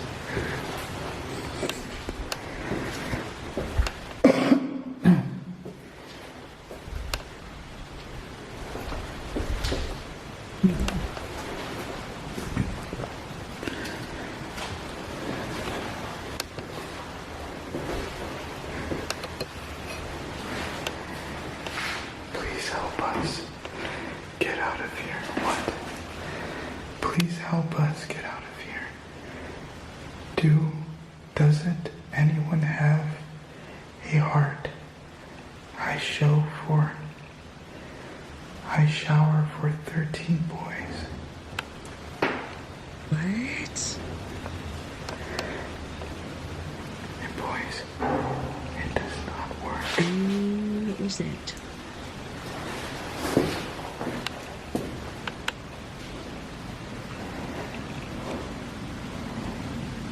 Imagine if you saw like a shadow person or something across the hallway there.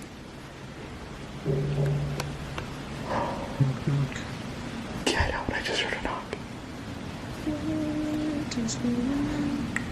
The amount of responses that I'm getting here is ridiculous. Again, they called them children and there were some that were adults. Yeah, very disrespectful.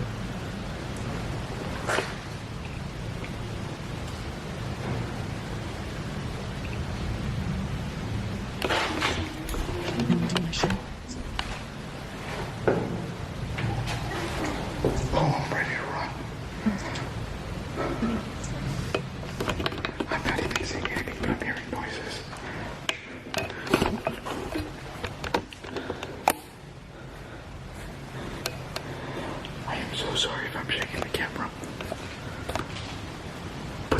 noises coming from within the rooms. If I go over there, I hear things behind me. Candy. Holy shit. I was talking to the tour guide, and me and her also heard a faint knocking.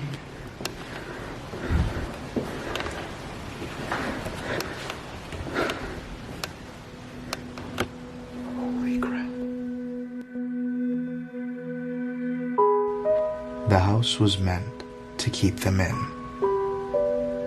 Once they came, It's a mental asylum. I was thinking about it's not Penrose, it's that really, really big building, and it was because of tuberculosis is why people would go there, but yeah, this is something totally different. Both of those are on my bucket list. they never left. Yeah, so sad. Creepy.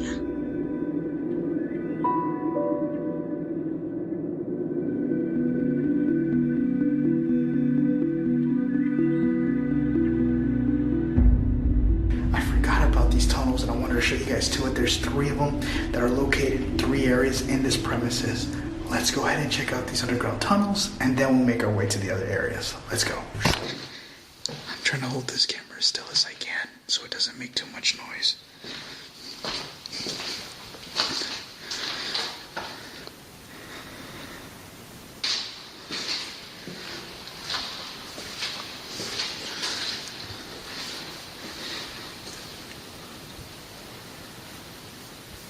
Alright, right now I am underground.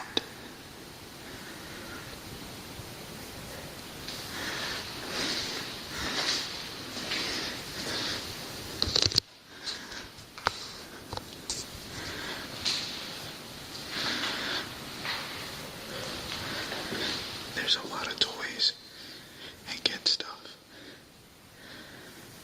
And another ball.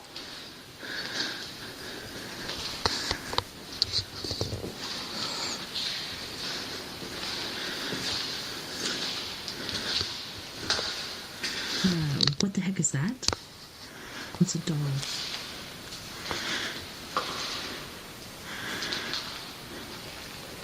Looks like she's ready for a winter walk. Yeah. Jesus. Oh, you hear that? No, it sounded like that. That is terrifying. I hate mannequins because I think they're real. Well, that one's obviously not. Jesus Christ, that thing is creepy. And,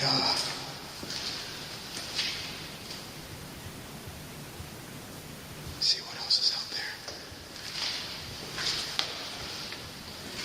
They used to carry bodies out here. So, under the tunnels here, so. Yeah, I'm a little spooked. So apparently there's dolls here. And, oh my god, this is huge.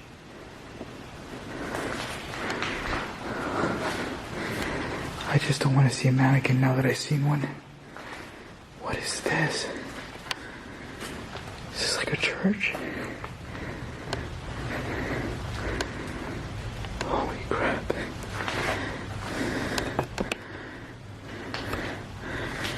You can see handprints on the walls.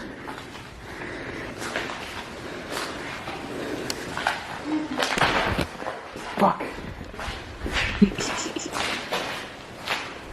English, Franco language.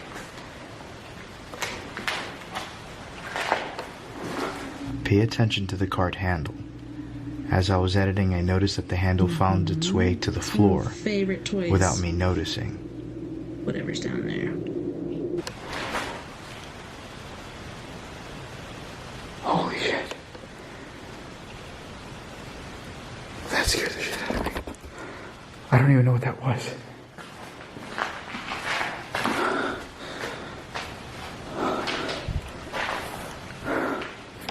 I had something covering my face from all the dust, and everything just messed up. I don't even know if that was a doll, but that sounded really close.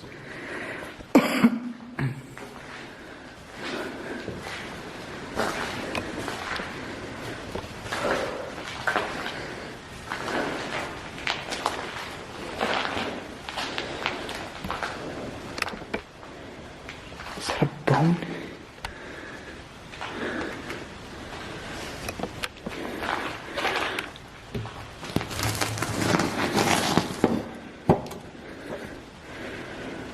Holy shit, that's a real bone. What the heck? What? This is somebody's leg. Oh no. I just touched somebody's leg. Gross, dude. Ew. What the heck? It's so weird.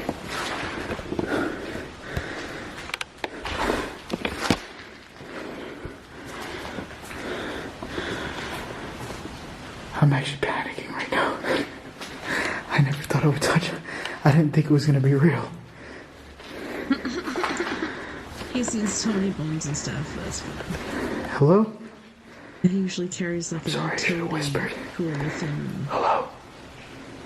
Move things because there could be dark magic on a lot of the things he finds. I It's am like freaking pictures, creeping out. written spells and stuff like that. And dark magic.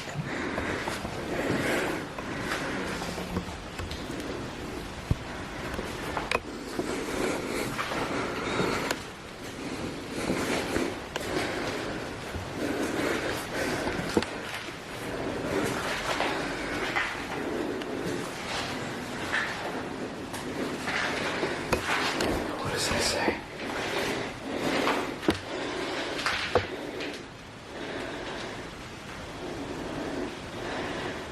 I said Moramia. I'm sorry if I'm breathing hard.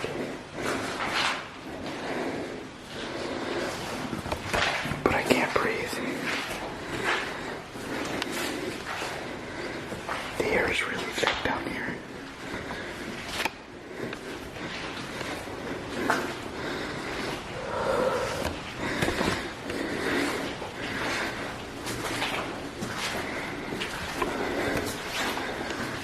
What the hell is this?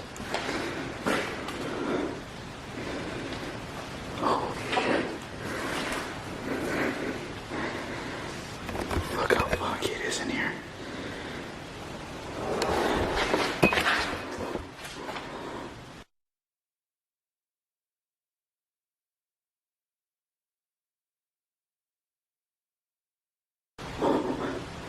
What's on the ground? Hold on. Hold It's on. all bad. Oh, the handle fell, I think.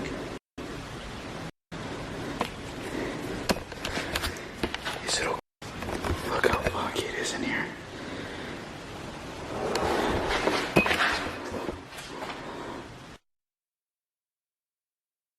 Yeah, the handle moved.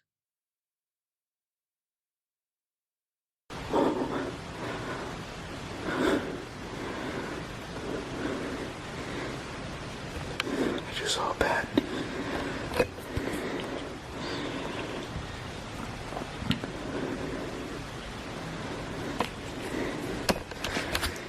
Is it okay that I'm in here?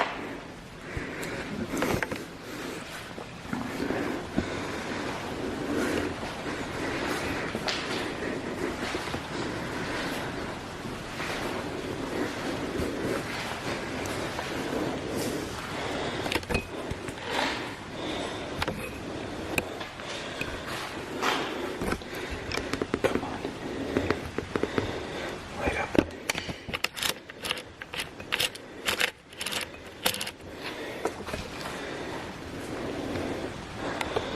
Come on, light up, buddy.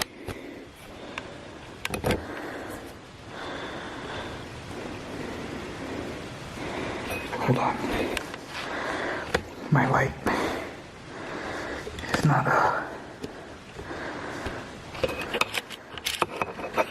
There we go.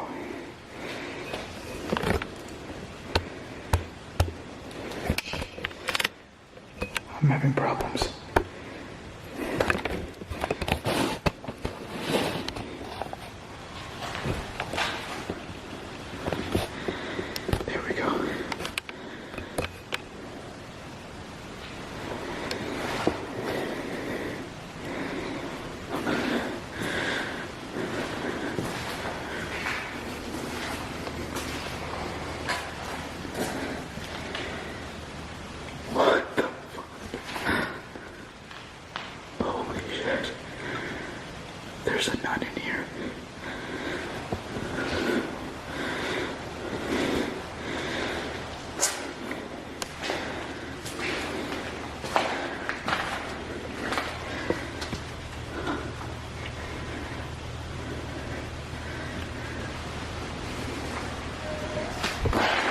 Oh, what the heck is that?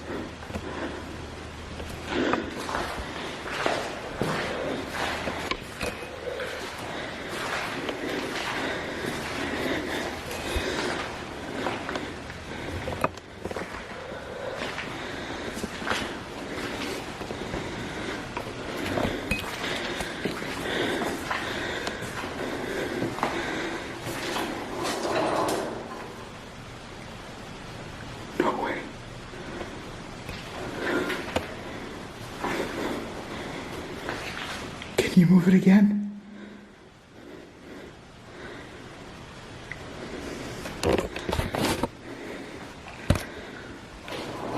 Holy shit.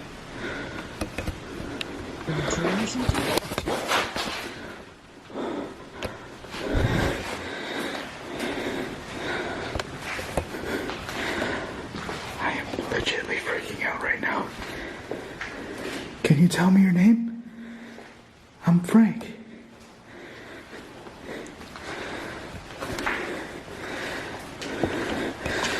I'm just watching my back real quick. I'm sorry for moving the camera a lot.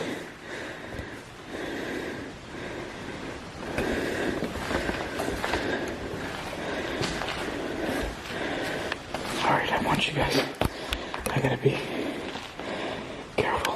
Look. I think he's really stressed out. He usually doesn't breathe. Real quickly. Got bugs flying on me. There's nothing. Nothing is attached.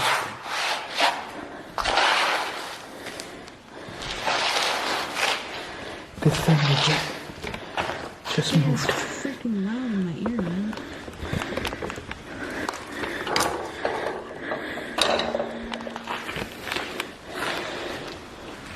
Can you move it again? It's gonna do it with you standing right there. I don't know if it was him or somebody else where it did move, like, right next to you. Can you move it again for me?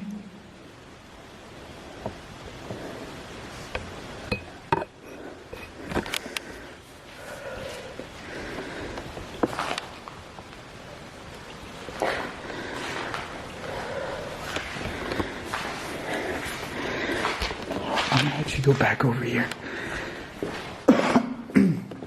Let's see if I can move it again. That freaking man in there is so creepy. Alright.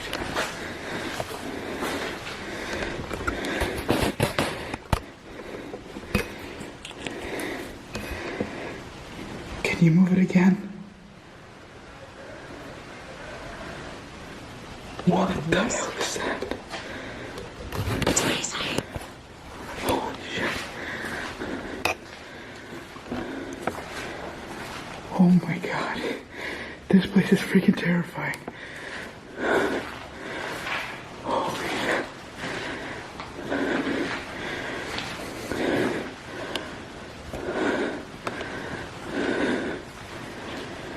I don't even know what is doing that sound. If it's one of these dolls. It's a ghost or something. Can you make the noise again?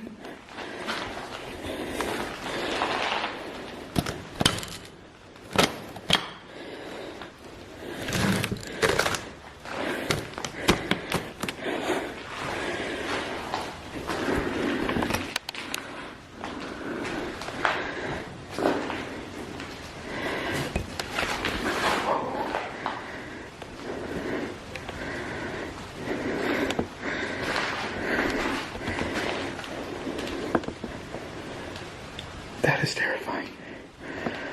I'm gonna leave now. I have a lot to explore. Alright. I'm actually gonna head out towards upstairs. I have 3 more hours here, and I have to go check out 2 more other locations here to make a part 1 and a part 2 series. What the heck? It's one of the dolls. Are you serious? No way.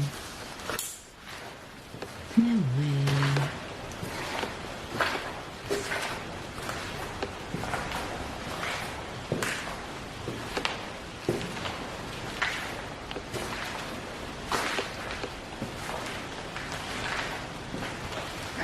shuts off.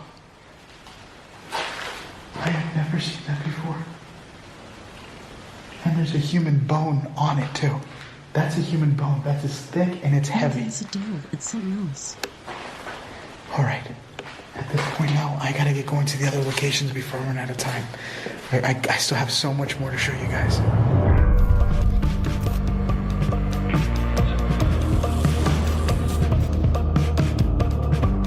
Heck yeah. So that was Franco from Franco TV. Please, like I said, don't forget to like and subscribe. It's greatly appreciated. It very much is. But yeah. Thanks again, you guys, so much for hanging out with me tonight. And like I said, if you didn't catch yesterday's show, you should definitely check it out. YouTube, Facebook, Twitch. Today's show on Facebook got canceled. Holy shnikes. Yeah, hold on. I just accidentally pressed the wrong button. Oops. No. But yeah, thank you to all of our friends on We Are Paradox Media's Late Night in the Rockies, on Facebook, Spreaker, Twitter, iHeartRadio, wherever you're listening Beyond the Omniverse tonight. I had a wonderful time, and I can't wait to do it again. Next week, we're still looking into different guests. I'm trying to get Dr. Christopher Macklin, I believe his name is. And yeah, he's going to be very interesting if we can get him in. It'll be epic. Time with me, TessaTNT, and we might even do some trippy TikToks instead. So let me know on We Are Paradox Media at gmail.com, and let me know what you want to do. Do you want to do more story time? I know this book can be it's a pretty crazy topic, and I know people can be sensitive to it, and so that's not a good thing. But like I said before, if we don't learn our history, we're doomed to repeat it, and we really don't need another bad thing like Hitler did happening. I can't even think of the words to use because I'm afraid of getting disbanded from YouTube, etc. But don't forget, you guys, we're all in this together. Together we can make the world a bit better, and together, my friends, we are Paradox Media, because without you, there is no us.